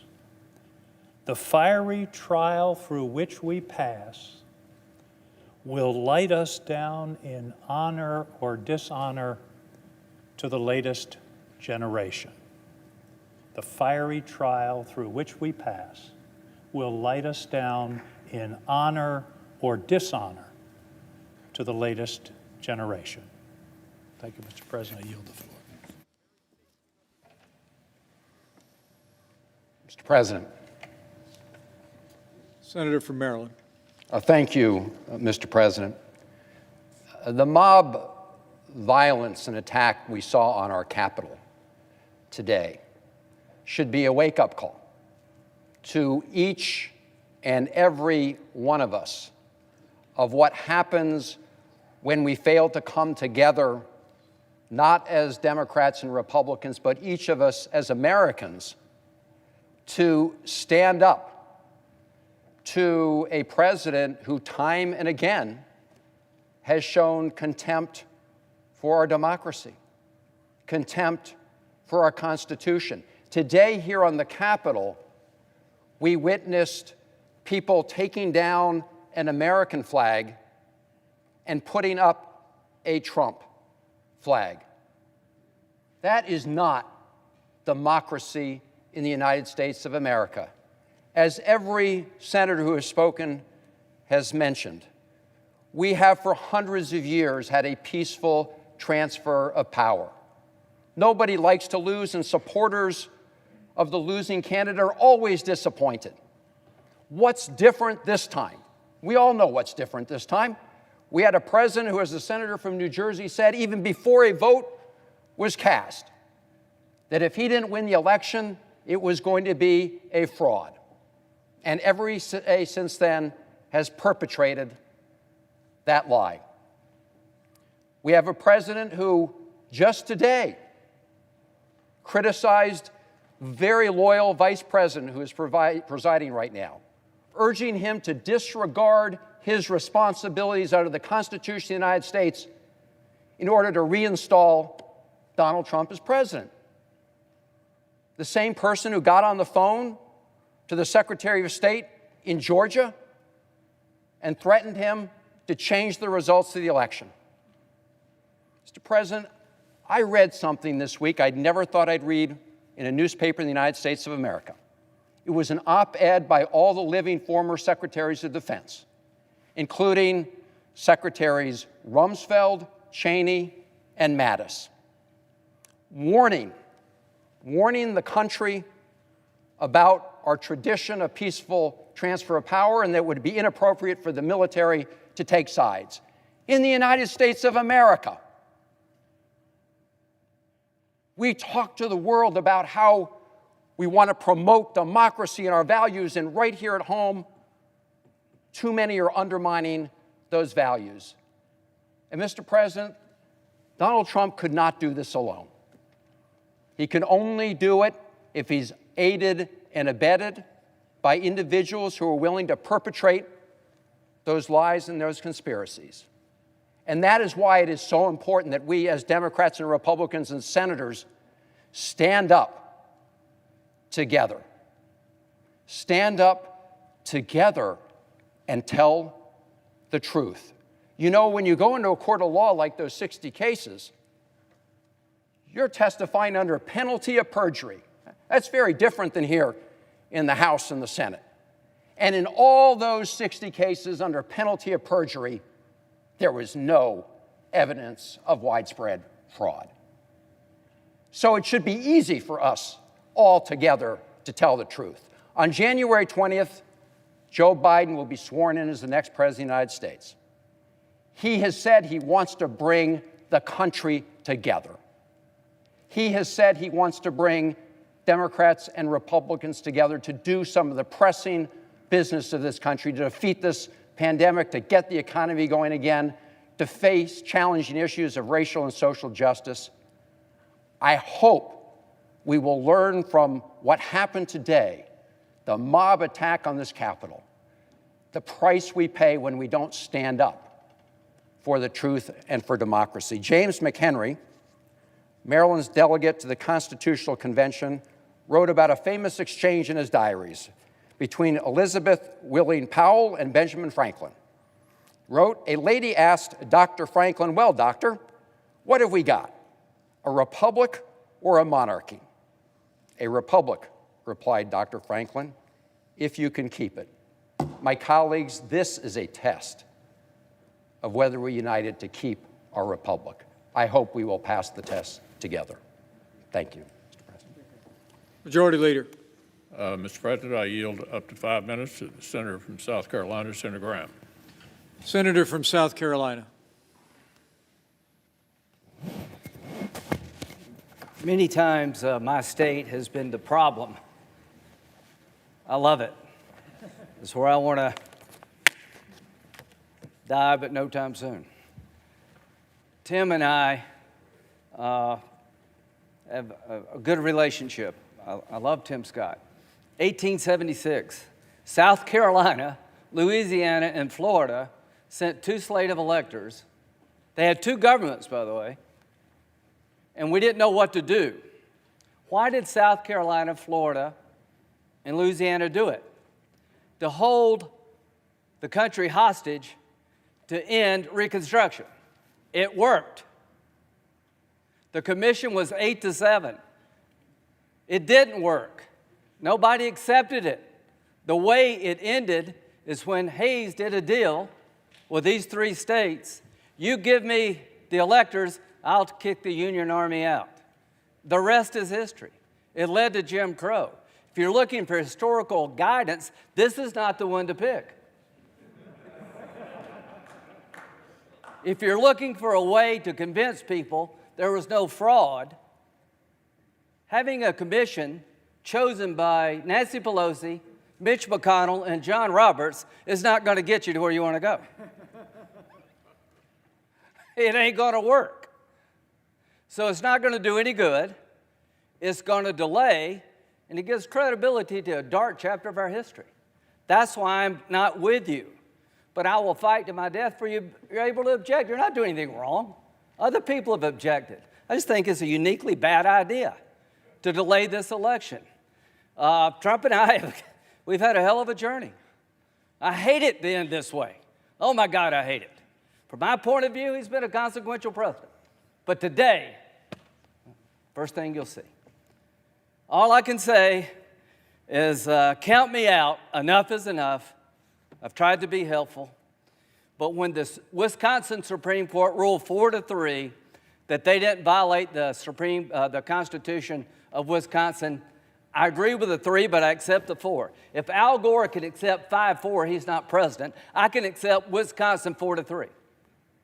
Pennsylvania, it went to the Second Circuit. So much for all the judges being in Trump's pocket.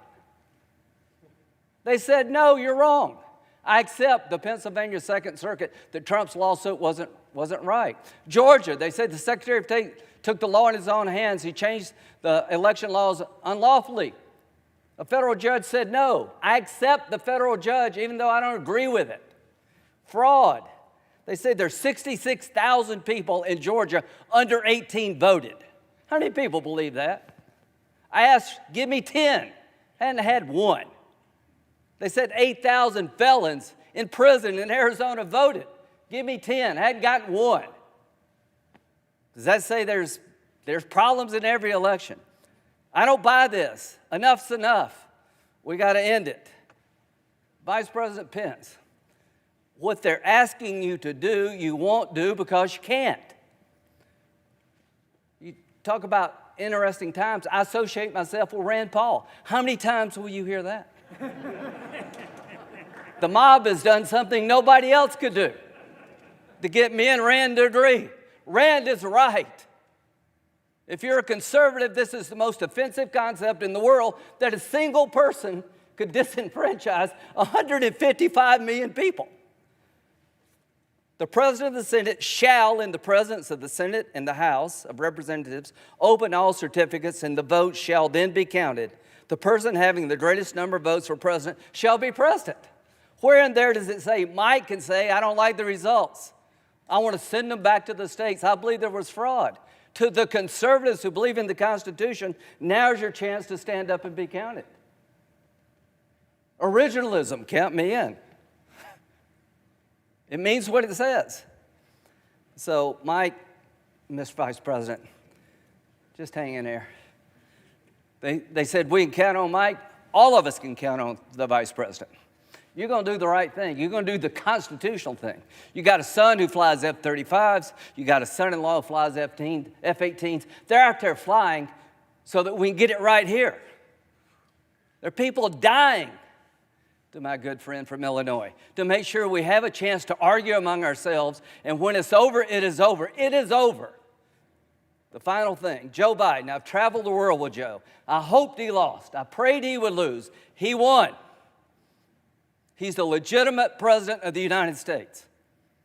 I cannot convince people, certain groups, by my words, but I will tell you by my actions that maybe I, above all others in this body, need to say this.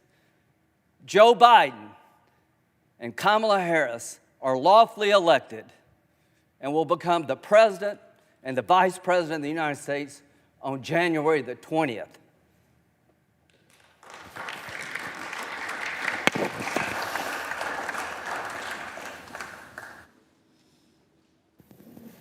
Majority Leader. Mr. President, I yield back the balance of our time. All time has expired. The question is, shall the objection submitted by the gentleman from Arizona, Mr. Gosar, and the senator from Texas, Mr. Cruz, and others, be sustained?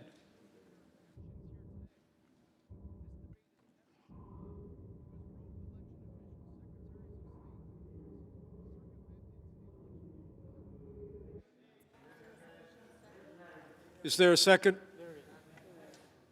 There is. Clerk will call the roll. Ms. Baldwin. Mr. Barrasso. Mr. Bennett.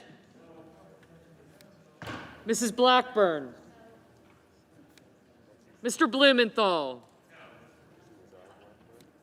Mr. Blunt. Mr. Booker. Mr. Bozeman. Mr. Braun. Mr. Brown. Mr. Burr. Ms. Cantwell. Mrs. Capito. Mr. Cardin. Mr. Carper. Mr. Casey. Mr. Cassidy. Ms. Collins. Mr. Coons. Mr. Cornyn. Ms. Cortez Masto. Mr. Cotton. Mr. Kramer. Mr. Crapo. Mr. Cruz. Mr. Daines. Ms. Duckworth. Mr. Durbin. Ms. Ernst. Mrs. Feinstein. Mrs. Fisher. Mrs. Gillibrand. Mr. Graham. Mr. Grassley. Mr. Haggerty. Ms. Harris. Ms. Hassan. Mr. Holy. Mr. Heinrich. Mr. Hickenlooper. Ms. Hirono. No. Mr. Hoven. I got excited. Mrs. Hyde-Smith. Mr. Inhofe. Mr. Johnson. Mr. Kane.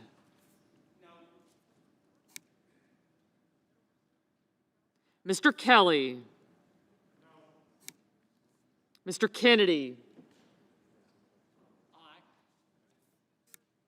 Mr. King. Ms. Klobuchar. Mr. Lankford. Mr. Leahy. Mr. Lee. Mrs. Loeffler. Mr. Lujan. Ms. Lummis. Mr. Manchin. Mr. Markey. Mr. Marshall.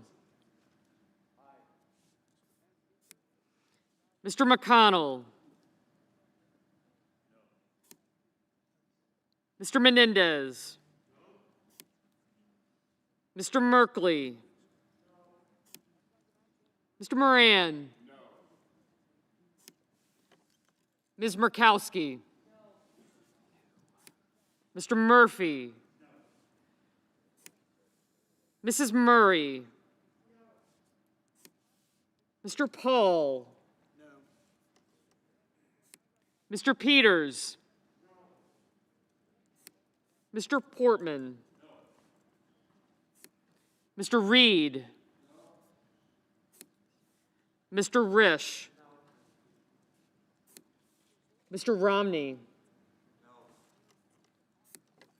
Ms. Rosen. Mr. Rounds. Mr. Rubio. Mr. Sanders. Mr. Sass. Mr. Schatz. Mr. Schumer. Mr. Scott of Florida. Mr. Scott of South Carolina. Mrs. Shaheen. Mr. Shelby. Ms. Sinema. Ms. Smith. Ms. Stabenow. Mr. Sullivan. Mr. Tester. Mr. Thune. Mr. Tillis. Mr. Toomey. Mr. Tuberville. Mr. Van Hollen. Mr. Warner. Ms. Warren. Mr. Whitehouse. Mr. Wicker. Mr. Wyden. Mr. Young.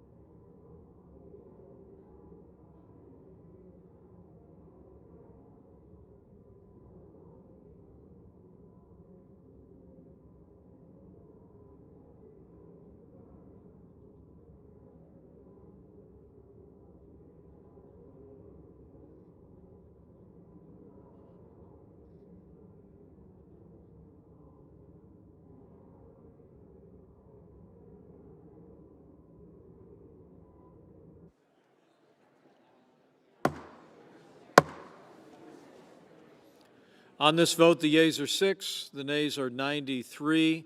The objection is not sustained. The Secretary will notify the House of the action of the Senate, informing that body that the Senate is now ready to proceed to joint session with further counting of the electoral vote for President and Vice President. Majority Leader. Mr. President. So, colleagues, here's where we are. We have a few more speakers now as we wait for the House to finish their debate and vote. We expect the House to finish voting on Arizona between 11:30 and midnight. I ask unanimous consent the Senate be in a period of morning business with the following senators permitted to speak therein for up to 5 minutes each: Senator Toomey, Senator Rubio, Senator Collins. And on our side, Senators Wyden, Hirono, and Coons. Finally, following their remarks, the Senate stand in recess subject to the call of the chair. No. Maybe not. Maybe not. We may have. Okay, so we'll figure it out.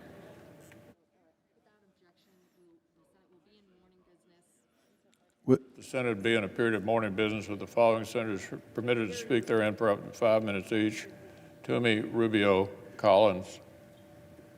Wyden, Hirono, and Coons. Without objection.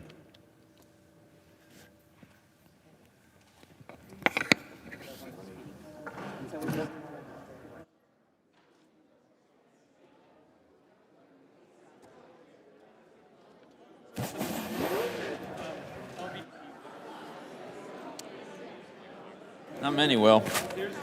Is this isn't yours, right? Got it. So we're in recess.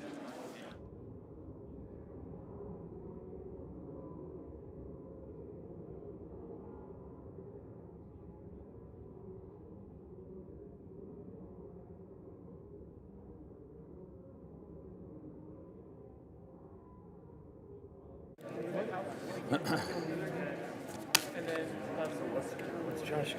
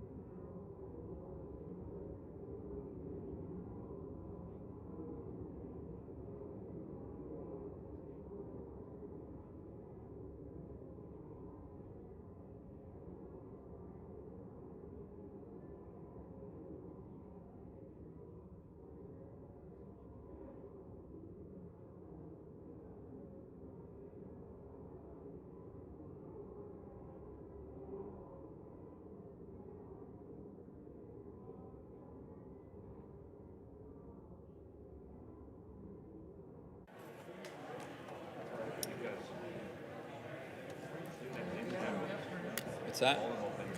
Eloquent job. Are you speaking again?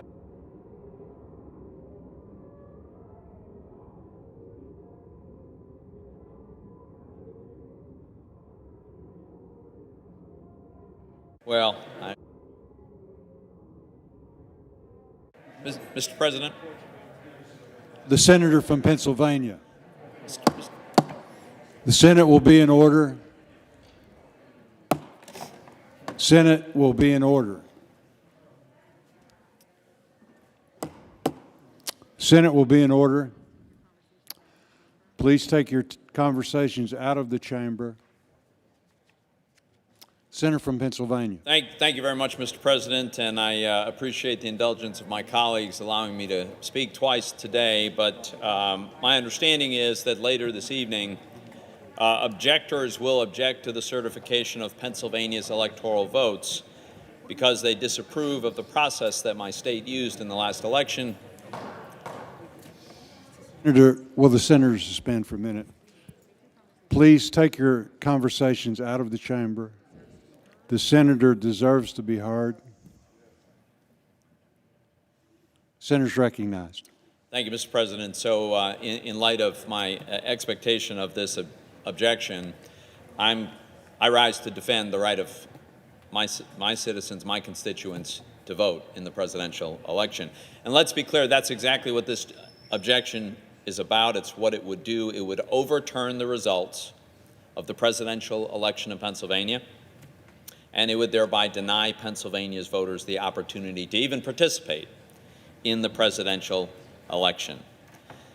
Mr. President, even if Congress did have the constitutional responsibility to judge the worthiness of a state's election process, which it does not, rejecting Pennsylvania's electoral votes would still be wildly out of proportion to the purported offenses and very damaging to our republic.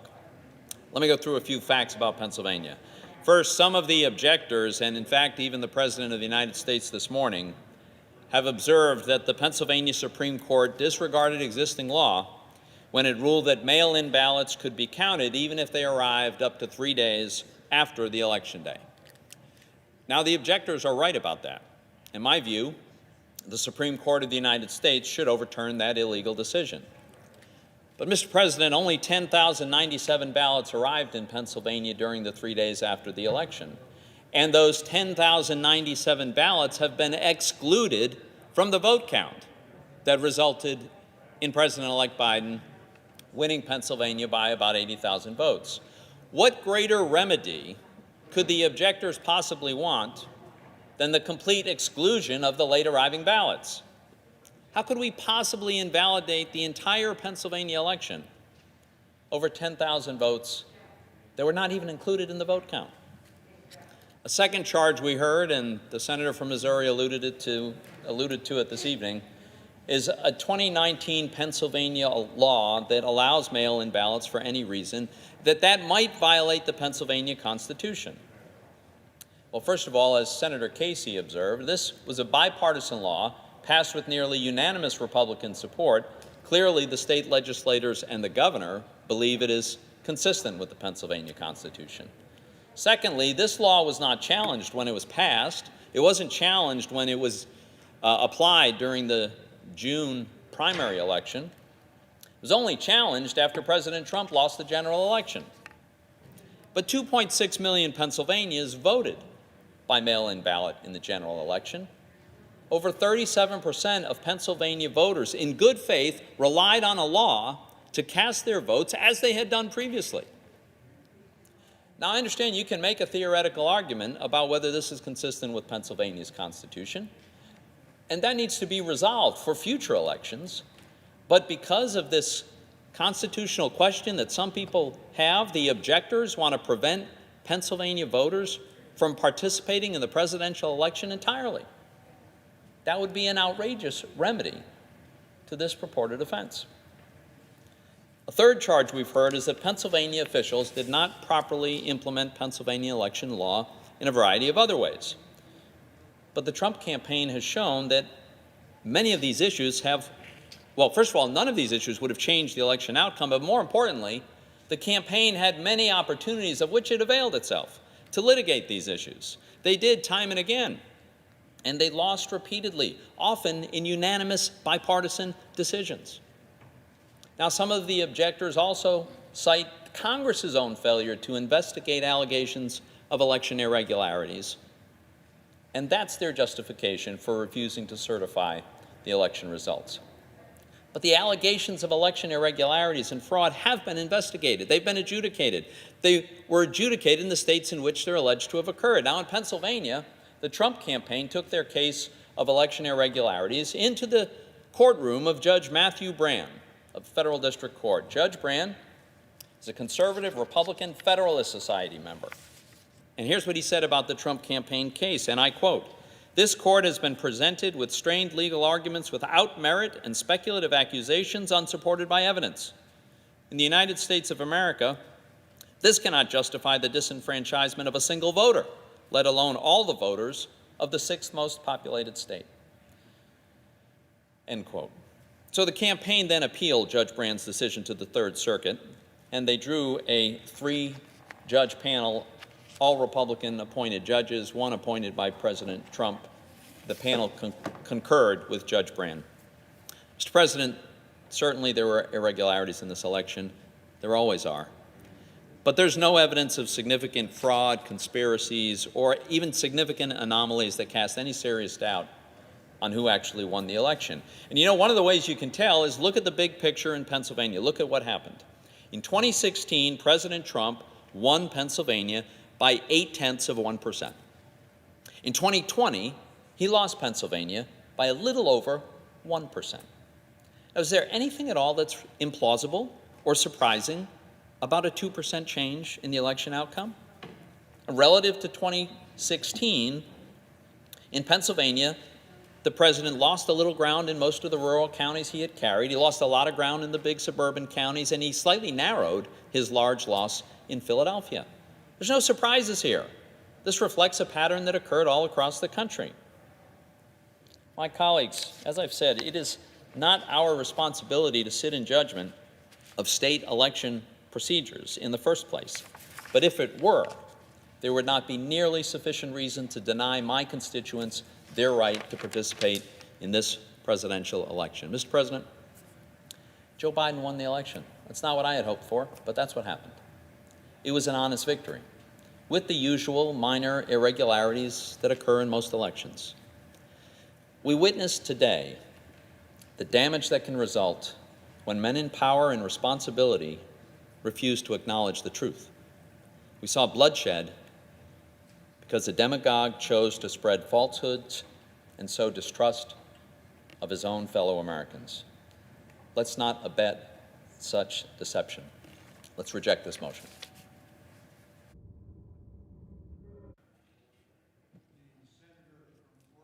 Mr. President, with just a few minutes to speak, I'm going to get right to the point.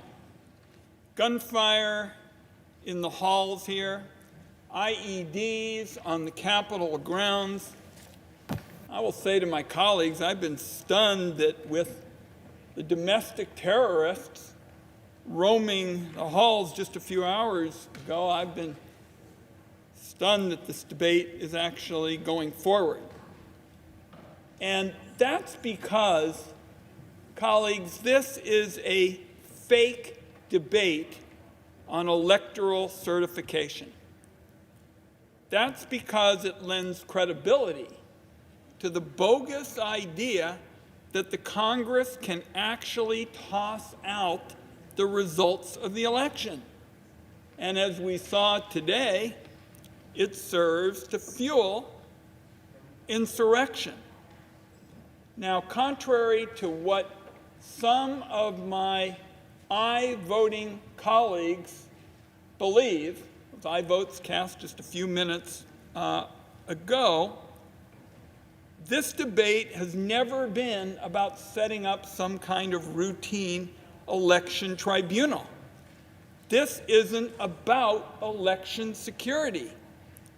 If the Republican majority for the last 2 years had actually been interested in election security, they would not have worked relentlessly to block my legislation to secure our 2020 elections with hand-marked paper ballots and post-election security audits. By the way, those are the kinds of approaches that are part of the Oregon system, where for 25 years we voted by mail. I'm the nation's first mail-in United States senator. The second, and I see my colleagues from Maine and Alaska here because they're very fond of him like I was, Gordon Smith, a Republican, was the second mail-in United States senator in our country. That's because we do the job right. It's efficient. Our late Republican Secretary of State, Dennis Richardson, actually told President Trump there was no evidence of fraud.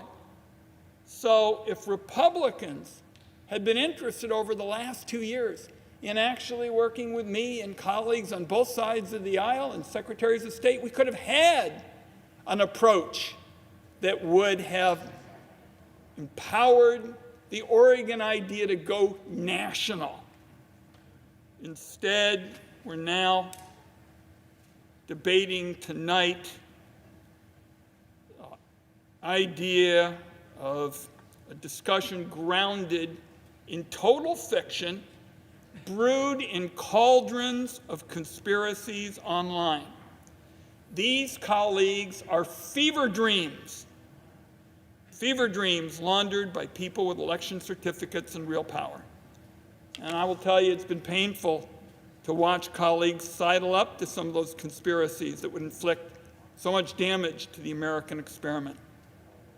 Colleagues, I'm going to close with one last point. We saw today an effort by domestic terrorists to try to punch our democracy to the ground, to the ropes. And I'm going to close by simply saying something that hadn't been said tonight, and that is Donald Trump can do enormous damage to our country in the next 2 weeks. In the next 2 weeks, colleagues, Donald Trump can do enormous damage to our wonderful country.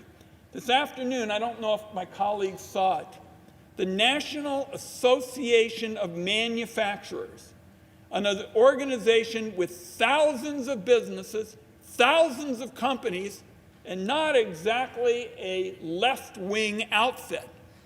They called for moving forward with the 25th Amendment.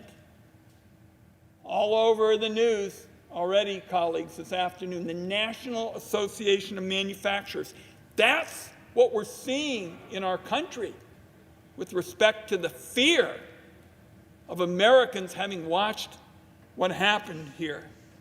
So I'm just going to close by way of saying, I believe that for the next 2 weeks, we have an enormous responsibility to watchdog Donald Trump day in and day out, to do everything possible to prevent the kind of abuses that we saw today, where an American lost her life. And we saw the fear among our citizens at what went on.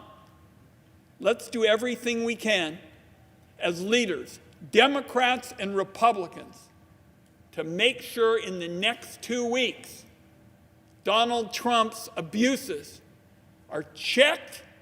We do everything we can to protect this wonderful nation of ours. Mr. President, I yield the floor.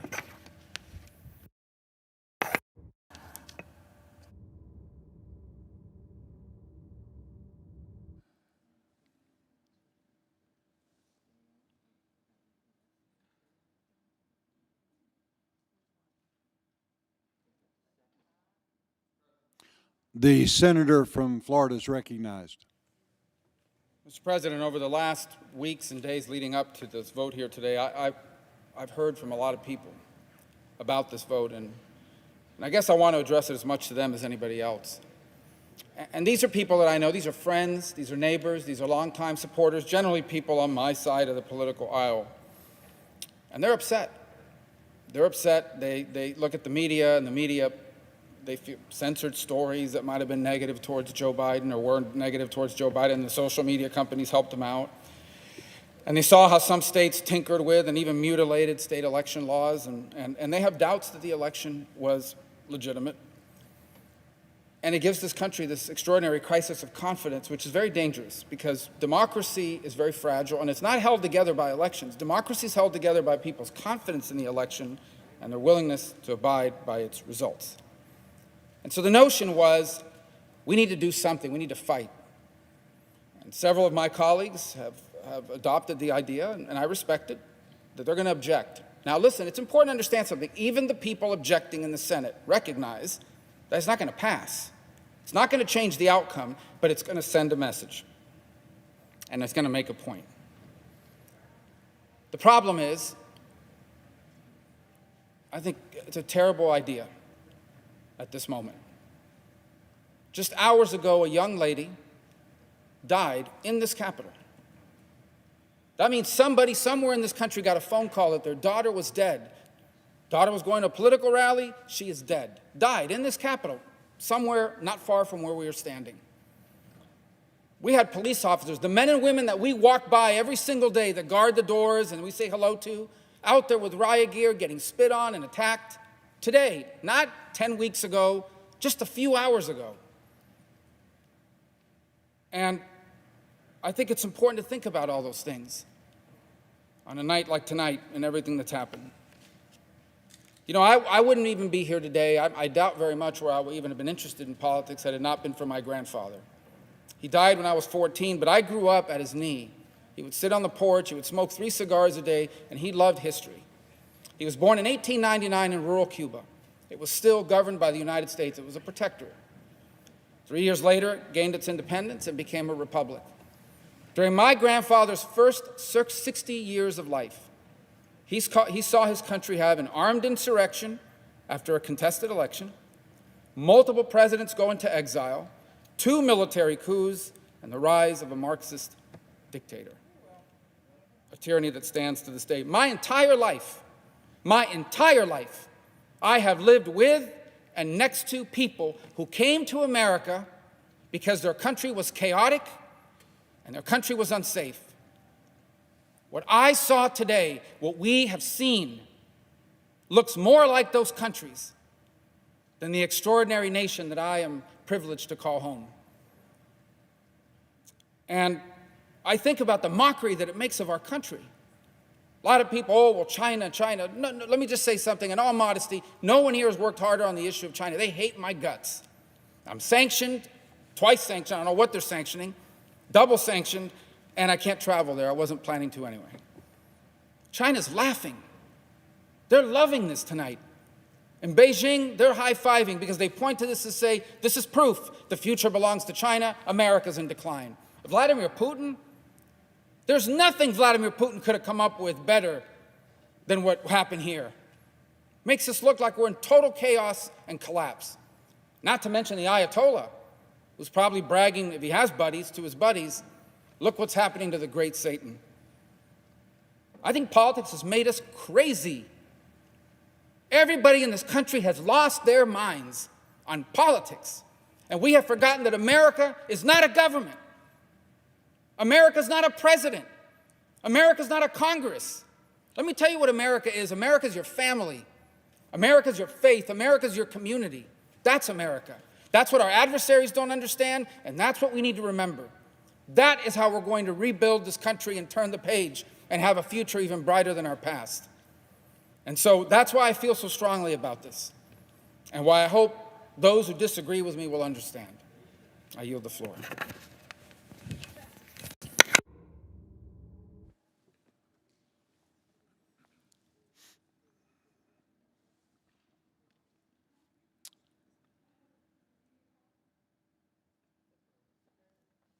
The senator from Hawaii is recognized.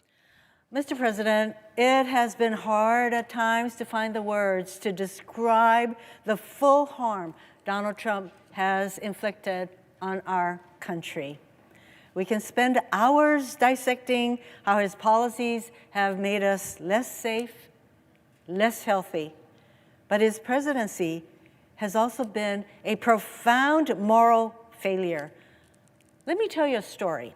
A few years ago, a father from Hawaii joined me at one of my talk story sessions in my office, and he asked me a question that struck me hard at that time and has stuck with me until today. He said, "How can I tell my son that lying is not okay when the President of the United States lies every single day?" I struggled to answer his question then, and I'm not sure I could offer an adequate answer now. But this conversation remains a clear example of how we do not live in normal times. How is it normal as we and the world watched in horror as an angry mob stormed the United States Capitol? Blood was shed, people were hurt, vandalism occurred. It is not normal when we have a president who lies every single day. And even in the face of this vandalism, this mob, he really doesn't have much to say except, I love you, you should go home now. It's not normal when in the middle of a pandemic that has claimed the lives of over 350,000 Americans, which is nearly the combined population of the islands of Maui and the Big Island, we have a president who only seems to care about spreading conspiracies to undermine confidence in our elections and our democracy. And it's not normal when duly elected senators who took an oath to uphold the Constitution pull a stunt to try and nullify millions of votes in 6 states so that Donald Trump can remain president. I call this effort a stunt because it is doomed to fail. We have a strong bipartisan majority, as noted in the vote that we just took, in both chambers of Congress who reject this stunt. And courts have ruled against Trump and his allies in more than 60 cases. So whenever this farce ends, the result will be the same. Donald Trump will have lost the election, and Joe Biden will become the 46th president of the United States. You can tell a lot about a person from the way they handle defeat. The way Donald Trump has handled defeat says a lot about who he is. Watching so many of our colleagues indulge the president tells us a lot about them, too. We don't have to look back very far in history to find examples of candidates who lost tough races but demonstrated their character in defeat. Our colleague, Senator Romney, graciously conceded his defeat to President Obama in noting that, I quote, "At a time like this, we can't risk partisan bickering and political posturing. Our leaders have to reach across the aisle to do the people's work, and we citizens also have to rise to the occasion." And in 2000, during an election with substantial irregularities and partisan intervention from the Supreme Court, Al Gore nevertheless put his country first, and he said, "Let there be no doubt that while I strongly disagree with the court's decision, I accept it. And tonight, for the sake of our unity as a people and the strength of our democracy, I offer my concession." As I reflect on the service of these distinguished public servants and the acts they took to maintain our democracy, I'm also drawn to remarks President Obama made 4 years ago in his farewell address to the nation when he warned that our democracy is threatened whenever we take it for granted. It is a particularly sage warning as we contend with the President of the United States seeking to nullify a free and fair election simply because he lost. We have to stand up, speak out, and fight back because our democracy itself is at stake. American democracy has endured over the centuries in large part because our institutions serve as guardrails to keep us from going over the cliff. As elected officials, we can strengthen these guardrails by listening to our own conscience in moments of peril, by having what our friend John Lewis called an executive session with myself.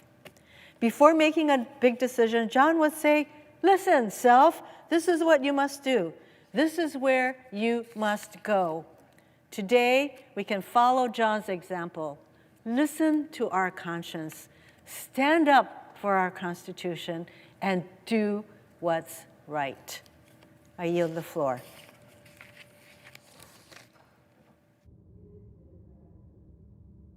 The senator from Maine is recognized. Thank you, Mr. President. Mr. President, let me begin my remarks tonight by expressing my heartfelt gratitude to the members of the law enforcement community and the National Guard, whose hard work and courage made it possible for us to resume our deliberations tonight. We return to this chamber tonight undeterred by the violence we witnessed and strengthened in our determination to fulfill our constitutional duty. Mr. President, The Constitution is the foundation of our American democracy, and the Constitution is what must guide our decisions on the presidential election. The process the Constitution sets forth for electing presidents through the Electoral College is straightforward. The people vote. Electors are chosen. The electors vote.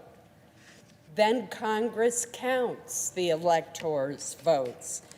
That final step in the process is why we have convened today. Counting the votes of the electors, a function that the 12th Amendment assigns to Congress, is an administrative and largely ceremonial act.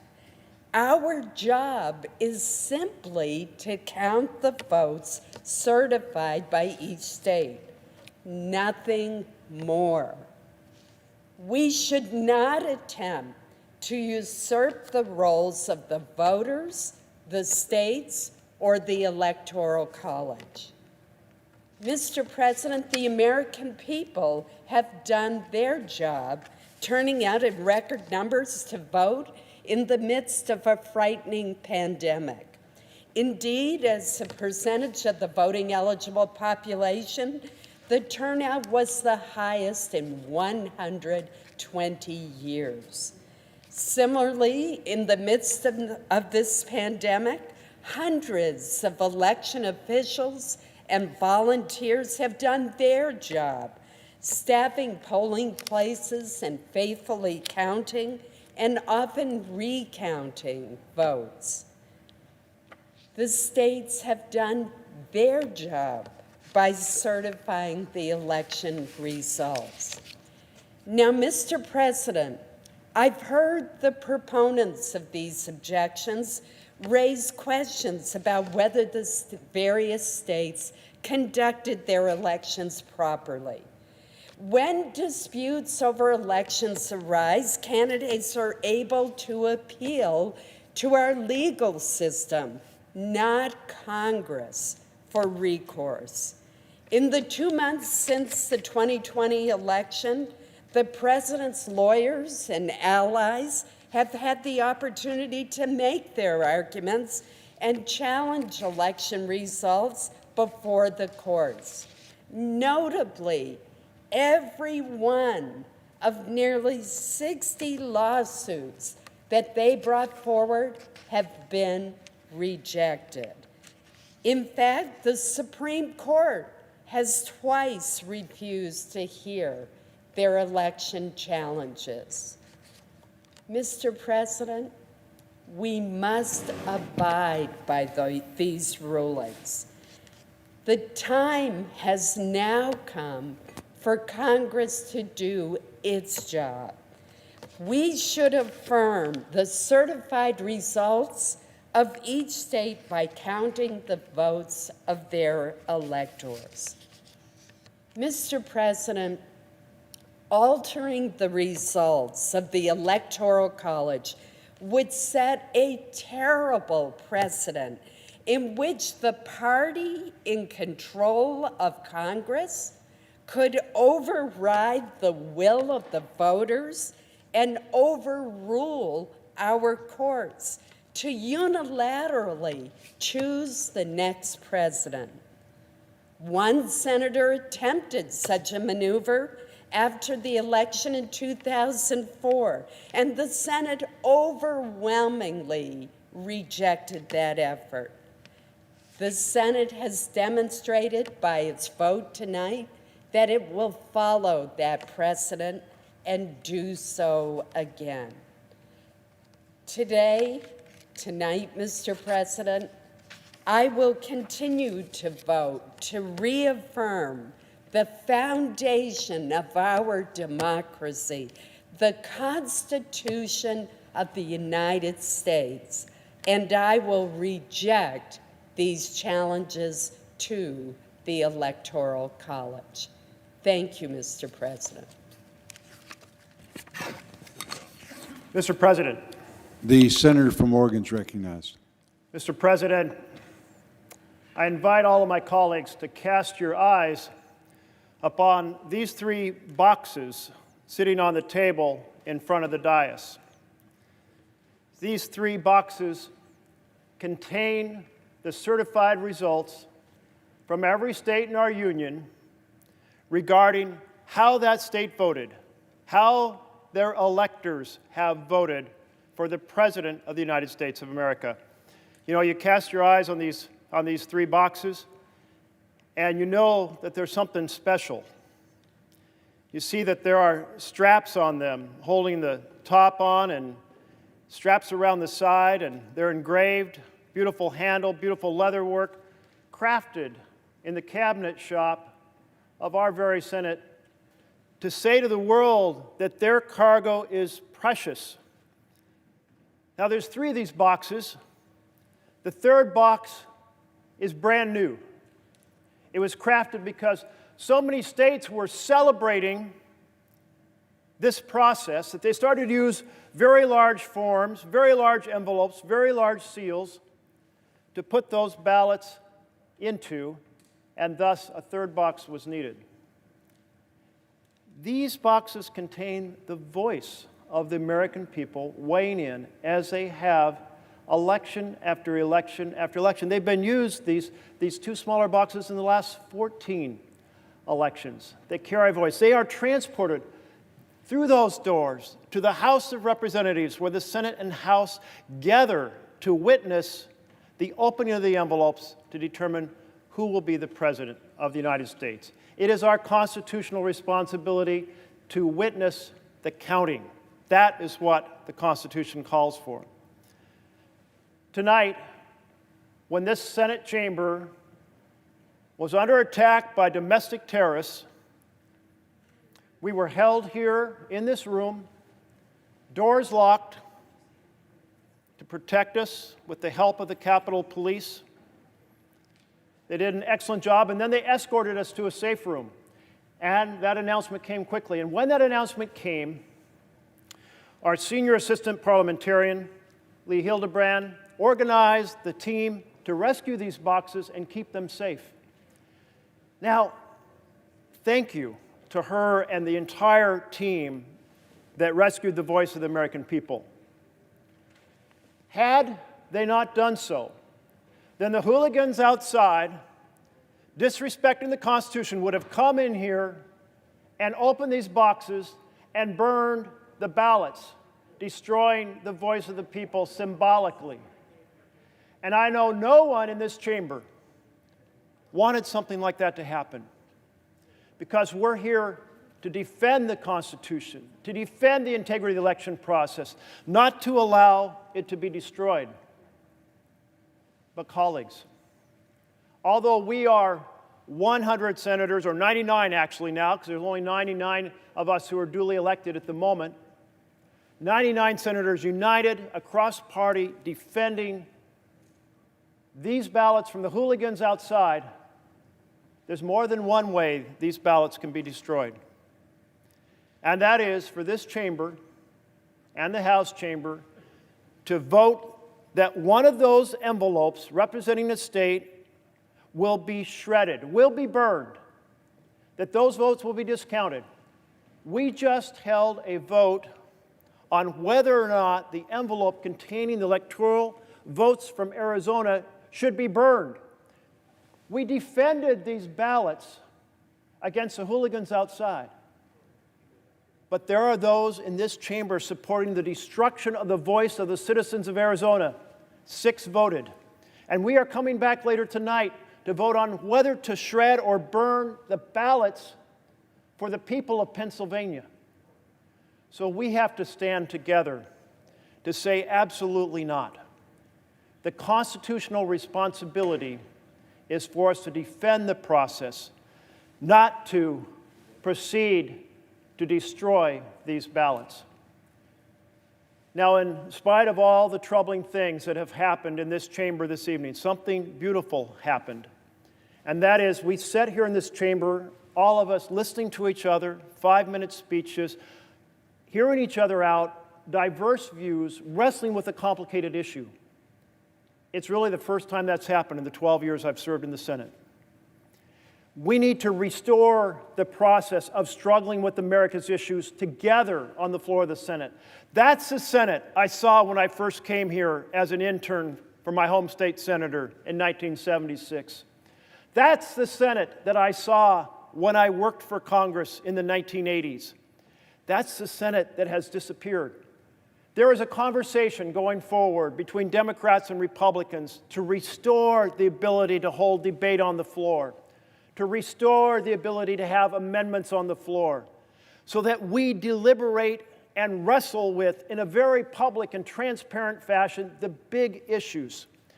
So let's take this moment when we're rethinking how to restore the institutions of our government, to restore and improve how this Senate operates, to deal with the issues ahead of us, so that this moment is a moment where we come together rather than be divided, where in a bipartisan fashion we craft a strategy to restore issues to the floor, bills and amendments and debate and decisions before the public.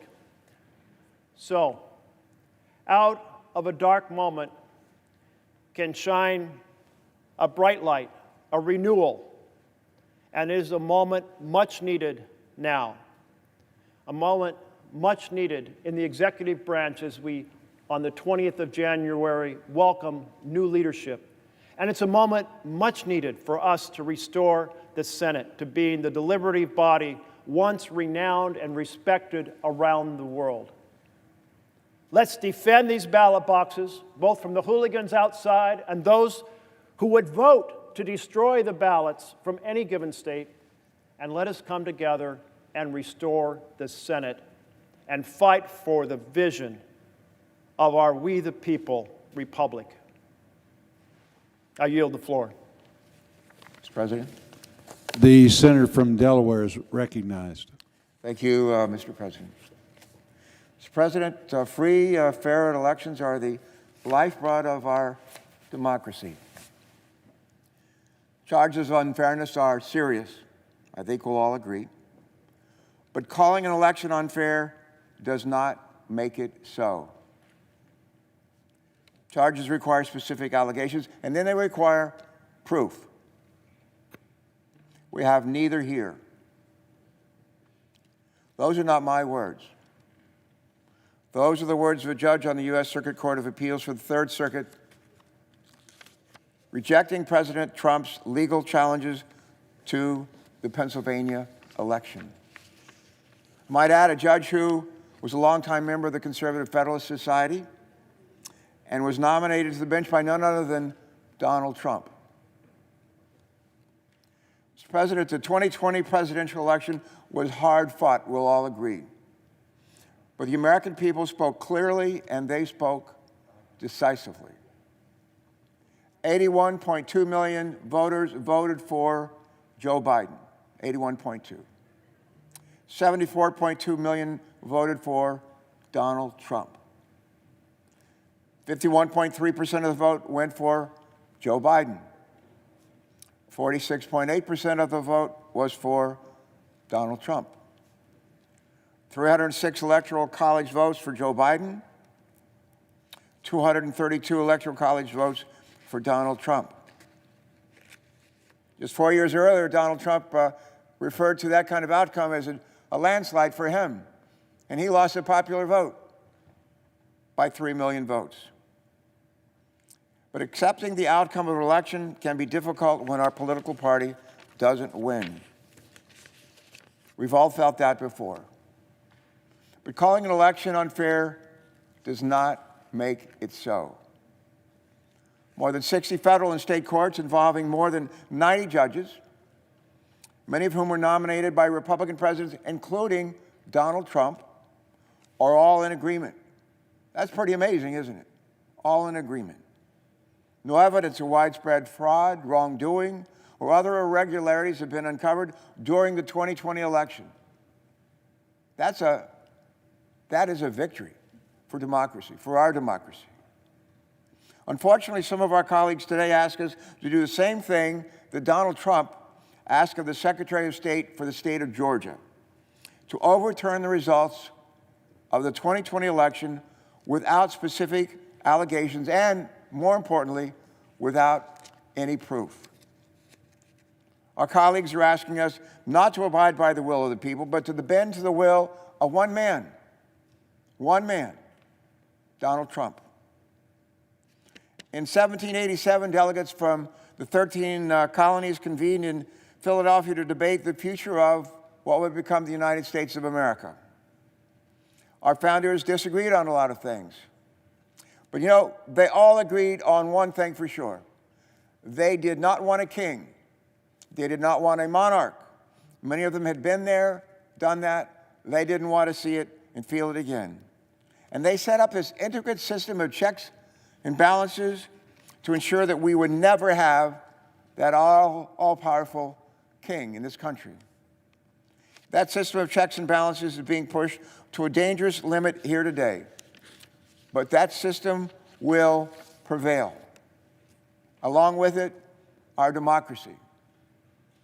Here are just some of the claims that Donald Trump and his legal team have made, and that our colleagues lend credence to here today. That Venezuela, Cuba, and China rigged our country's voting machines in favor of Joe Biden. That dead people voted in this election, and they only voted for Joe Biden. That poll watchers and election observers who risked their lives during this pandemic to uphold the integrity of our elections, that stuffed ballot boxes with Biden votes and then they shredded Trump votes. Not one, let me repeat, not one of these things is true. There is no evidence to back up these ridiculous claims. Many of these absurd claims from Donald Trump and his legal team are nothing more than conspiracy theories circulating online. This misinformation and dangerous rhetoric from the president and his allies, including calls for violence, have polluted our discourse and imperiled our peaceful transfer of power. And when our colleagues show indifference or outright support for these unsubstantiated claims and conspiracy theories, they lead our nation and our Constitution down a dangerous, dangerous path. All of us who serve here swore an oath to support and defend our Constitution. I swore that same oath as a naval flight officer many times, as a midshipman before that. But all of us here have sworn to support and defend our Constitution, not our political party, and certainly not any individual candidate.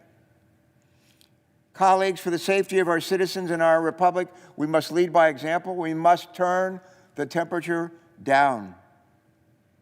It was a hard-fought campaign, but the campaign is over. The votes have been counted. The count has been certified in all 50 states. And in 2 weeks, on January 20th, Joe Biden and Kamala Harris will be sworn in as President and Vice President of the United States, as they should be. We have serious and urgent challenges that will require working together with our new president, our new vice president, with one another in this chamber, Democrats, Republicans, Independents, and with our colleagues over in the House of Representatives. What's on our to-do list? Well, we can start with making sure that hundreds of millions of Americans get vaccinated, that we get off the dime and start vaccinating. We vaccinated 4 million people last month. 4 million. We're supposed to vaccinate 20. How are we ever going to get to 250 million at this rate? What else is on our to-do list? We're getting our kids back to school. We got kids that are unable to get on the internet, unable to participate in their classes, may not have any adult supervision at home. They're struggling. They're falling even further behind. We need to do something to help them. What else is on our to-do list? Getting their parents back to work, just to name a few things. Think of all the millions of people who lost jobs and They don't have skills anymore to fill the jobs that are needed. They need our help. They need to be retooled and retrained.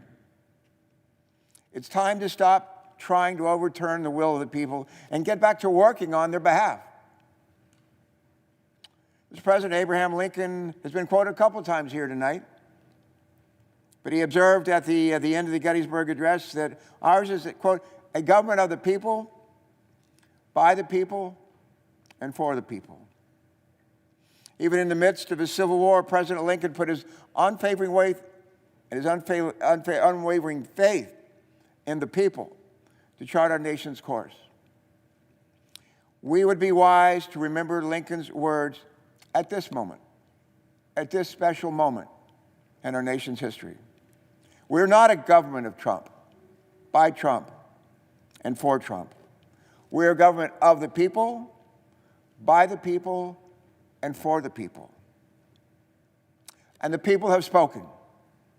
The people have spoken. Our job here today is to listen to them. I intend to do that. And I trust that my colleagues will join me in doing that as well. Mr. President, I yield the floor. President. Senators recognized. Mr. President, first I want to thank all of the first responders who helped to protect this sacred chamber today, protect those Electoral College ballots. Today is a special day. On a day when some 2,500 or more Americans will lose their lives to the coronavirus, when another 130,000 will be hospitalized with it, when hundreds of small businesses will close their doors and put thousands of Americans out of work. On this day, the United States Senate is not debating how to get more life-saving vaccines into Americans' arms or how to put 2,000 badly needed dollars into their pockets. No, instead, we are using the first days of the new Senate and Congress to give time to our radical Republican colleagues' baseless and damaging claims of election fraud, all in an attempt to keep Donald Trump in office in violation of the United States Constitution. There's a word for this. It's called sedition. All these unfounded objections to state electors are seditious. They are nothing short of an insurrection against the established order of the United States Constitution and our democratic republic. This is an historically shameful day for the Senate and for our country. To be clear, the notion that there are any meaningful voter fraud that has been identified in the 2020 presidential election is a dangerous, anti-democratic, treasonous fiction. Joe Biden won, Donald Trump lost, period. But that hasn't stopped the president and his supporters from making allegations of voter fraud in some 60 legal challenges across the country, heard by some 90 judges, including Trump judicial appointees. Not one of these challenges succeeded, not one. And despite this reality, my radical Republican colleagues claim we must have a commission to investigate the fraud. Well, we do know one of the most undeniable instances of substantial and significant election fraud ever. We even have a recording and a transcript of it. It's President Trump talking like a mafia boss to the Georgia Secretary of State, a Republican no less, pressuring and threatening him to fix the election in Trump's favor and holding out the prospect of criminal prosecution if he doesn't.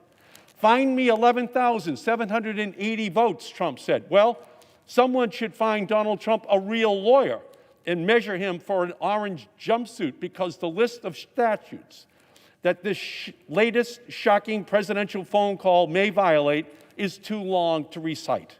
The president's words on that phone call, indeed, his conduct since the election, demand a serious response, one much more serious than the sham before us today. First, federal and state law enforcement authorities should investigate Donald Trump for election fraud, extortion, conspiracy, and whatever other charges fit the bill. And if warranted, indict and try him for any crimes he has committed. Second, we must recognize that Donald Trump is and will remain a danger to our Constitution and our democracy. So while time is certainly limited, we should impeach Trump again and bar him from holding office in the future. And finally, We should abolish the Electoral College. It is a vestige of a racist Jim Crow America, and we have outgrown it. Every person's vote in every state should count just the same. One person, one vote. Election fraud and reform are very serious issues. Election reform absolutely should be debated in Congress, which is why instead of today's kabuki theater, I invite my Republican colleagues to stand up and say, yes, we need to protect and expand voting rights and election security. We need automatic voter registration. We need online voter registration. We need same-day voter registration. We should make Election Day a federal holiday. We should restore voting rights to people with prior felony convictions. We should support independent redistricting commissions. Let's spend our time on the floor debating that, debating how to reduce the influence of big money in our political system, to slow the revolving door between government officials and lobbyists, to stop gerrymandering and voter suppression. That's the real election reform that we should be debating and supporting, not these shameful, craven, baseless objections. More than 350,000 Americans have died from the coronavirus. That is the truth. Nearly 8 million people have fallen into poverty because of the economic crisis caused by this virus. That is the truth. Wearing a mask saves lives. Vaccines are safe and effective. That is the truth. Joe Biden won. Donald Trump lost. That is the truth. I urge all my Senate colleagues to vote against these objections, affirm our democracy, and recognize that Joe Biden and Kamala Harris will rightfully be sworn in on January 20th as the President and Vice President of the United States. The senator from Connecticut is recognized. Thank you, Mr. President. Today was a stomach-churning, gut-wrenching moment in our history. And truly, it was an assault on the heart of our democracy. And I want to join in thanking the first responders and police.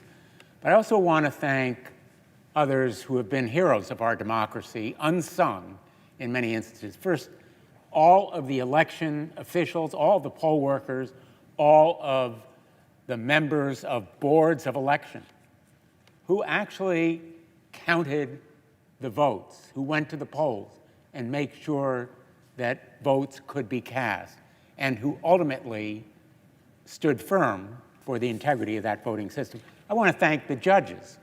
There are now about 90 of them who, except for one or two who ruled the other way on a technicality, have stood firm for the integrity of that voting system. In those 60 to 70 cases, except for that one, ruled on a technicality, they went with the integrity of our voting system and the rule of law. Today was indeed disgusting and sickening. It was shocking and despicable. It was heartbreaking. But it was not surprising. In fact, today's assault on our democracy, the mob violence, the riots, the thugs and goons who were inspired and incited by the President of the United States, all were of a piece with these past 4 years of a president who has no respect for the truth or the rule of law. Donald Trump's presidency is coming to a close in the very same way it began, with an attack on our democracy. In 2016, the Trump campaign welcomed hostile foreign interference with our election, and the president refused to acknowledge that he would accept the results of the election if he lost. And then, again and again and again, he demonstrated his contempt for the rule of law and for the laws themselves. He obstructed justice, and he would have been charged with it had he not been the President of the United States. he invited a foreign government to interfere in our elections and find dirt on his political opponent. And most disturbingly, these actions by a president who demonstrated that contempt for the rule of law were met with silence from many political leaders, our colleagues here in the Senate among them. Silence in the face of that contempt for the rule of law and disrespect for the law enforcers. So we could have seen today coming. In fact, we did. I warned about it, others did, because the fantasies and falsehoods that drove those rioters, not protesters, the mob who assaulted the Temple of Democracy, were fueled by the president's misstatements and lies and contempt for the truth. And he was enabled. He had enablers. So today we are stopping in one instance that enabling. But we must also make sure to stop it going forward. And the political stunt that brought us here today offers no great solace that it will. These stunts have consequences. We say words have consequences. And the actions today will have significant consequences. They are an attack on our democracy that undermines the core tenets of our American government and a disrespect for the will of the people and a peaceful transition of power, and the political stunts themselves, driven by opportunism, blaze a path that can be followed by more competent challenges, just as the dictatorial instincts and actions of this president can be followed by more effective would-be tyrants intent on destroying our republic. Yes, we have more important tasks that we should be addressing as well. The pandemic, the economic revival. But today, we must be mindful of the threat to our democracy that we face down. And we come together on a bipartisan basis. But silence is never excusable in the face of lawlessness at the very top of our political structure. Thank you, Mr. President. I yield the floor. Mr. President. The senator from Delaware is recognized. Mr. President, I have a question for all of my colleagues this evening, which is what happened here today? And how is it different from what we expected as we assembled in this chamber early this afternoon? Sadly, much like the impeachment trial of just a year ago, I think as many of us slogged our way to the nation's capital and dutifully filed into this chamber, we expected hours and hours of debate and discussion, knowing the outcome, knowing that what was being engaged in by a handful of our colleagues was a political stunt, feeding the ego of our president, who is chasing conspiracy theories about how he actually won the election 2 months ago that he lost, and indulging his belief that somehow, the Congress could still at the last moment snatch victory from the jaws of defeat. Even in the last day, President Trump had been haranguing his own incredibly loyal Vice President, Mike Pence, as if somehow Vice President Pence would simply declare him president today. We knew that President Trump had been stirring up the spirits of thousands, urging them to come to Washington. We had an inkling that he might go out and speak to them. But I don't think as we filed into this chamber, any of us expected that for the second time in our republic's history, The perimeter of this Capitol would be breached. Members of the Senate would be rushed to safety. That not just the Capitol Police, but U.S. Marshals and FBI officers and fully combat-geared soldiers would be in the United States Capitol, taking it back from a riotous mob of thugs.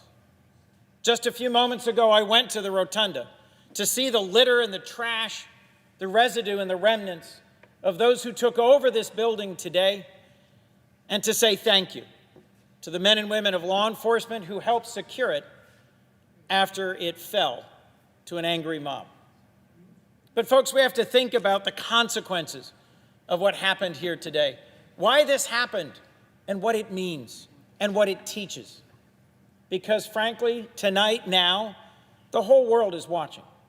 The entire world is watching a montage of scenes of folks cavorting in the Capitol, half-naked men taking that seat, scrawling things on different surfaces, parading up and down the Capitol corridors with a Confederate flag, with a Trump flag, and in other ways signaling that they had done something significant. No, in fact, what they've actually done is weakened our democracy, showed some of its fragility, and encouraged our opponents around the world. In the last 2 months since the election, we have one man who has abandoned his post, who has mostly spent his time golfing and tweeting and indulging himself in conspiracy theories and been less and less attuned to our national security and to a raging pandemic. And another man, our president-elect, who is preparing to take over the responsibility for leading this country out of this pandemic and out of its current state of deep, deep division. President Trump has abandoned his post. He does not deserve to be president any longer, and he poses a real and present threat to the future of our democracy. But let me also say this to my colleagues, half of whom changed their intended vote today after seeing what happened in the Capitol. There were, as we began, roughly 13 senators, Republicans, who said they were going to vote against the certification of the election. And when we actually finally called the roll, it was just 6. 7 of them having been chastened by the events of today. But 2 who continue on this quest, clerked for the Supreme Court Chief Justice, are deeply schooled in the law, know better than what they did today. And in the count and the debate going on over in the House, even now, more than 100 House Republicans continue with this effort. On this floor earlier today, this evening, there were strong and clear and brave speeches by Republicans and Democrats alike. So I have a question as we move forward. When will this fever break? When will we finally say to each other, enough is enough of indulging and following populism and demagoguery? Is it time to finally show who the leaders are and to uphold our Constitution that every one of the House members and a third of us swore to uphold just 3 days ago?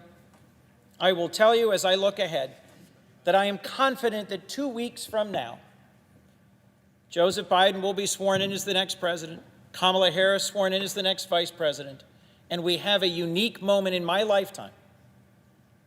Because as presidents and leaders in the Senate of both parties over the last decades have observed, the Senate has steadily shrunk in its significance, its role, and its power, and the presidency has steadily grown. Not in my lifetime, not since LBJ, have we had an incoming president who spent 36 years in this chamber. We have a chance with Joe Biden, a president-elect who ran on bringing our country together, a president-elect who ran on turning the page from our moment of national division, a president-elect who respects and honors and understands the significance of this body. So we have to take this opportunity to heal, to hear each other, to compromise, to work together, and to see the real challenges facing the American people and take this last, best moment. What happened here today should leave all of us gravely concerned about the health and the future of our democracy And the opportunity we will have 2 weeks from today is one we should not let pass us by. Thank you, Mr. President. With that, I yield the floor. Mr. President. The senator from Massachusetts is recognized.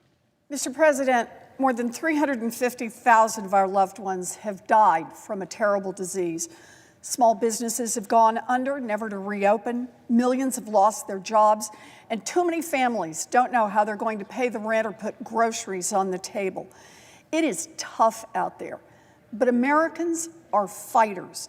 And despite all the challenges, in November, they did what Americans do when they are unhappy with their leadership. They voted for change. They turned their backs on a sitting president who fans the flames of hatred while bodies pile up in the morgue. Instead, they elected a new president who wants to save lives, to save our economy, and to save our democracy. Even as the pandemic raged, Americans showed up for democracy. States worked overtime to set up safe systems, ballot drop boxes and early voting, and gallons of hand sanitizer. Voters mailed their ballots earlier, put on masks, and stood in line at the polls. The election of 2020 shattered voting records. So here we are on the floor of the United States Senate in the aftermath of an historic election held in the middle of a pandemic. People are suffering, and we should be working to get them the help they need. Instead, we are here because Donald Trump wants to overturn the results of that election. The Republicans objecting to the results of this election will be judged by history, but the rest of us will be judged as well. It is our responsibility to stand up for our democracy, even while other senators work to undermine it. Losing is hard. I ran for president myself. It was a hard-fought primary, but Joe Biden won and I lost. I am not the only one to live through that. A number of senators in this room have run for president. None of us was successful. And when we lost, we conceded and we got out of the race, because that is how democracy works.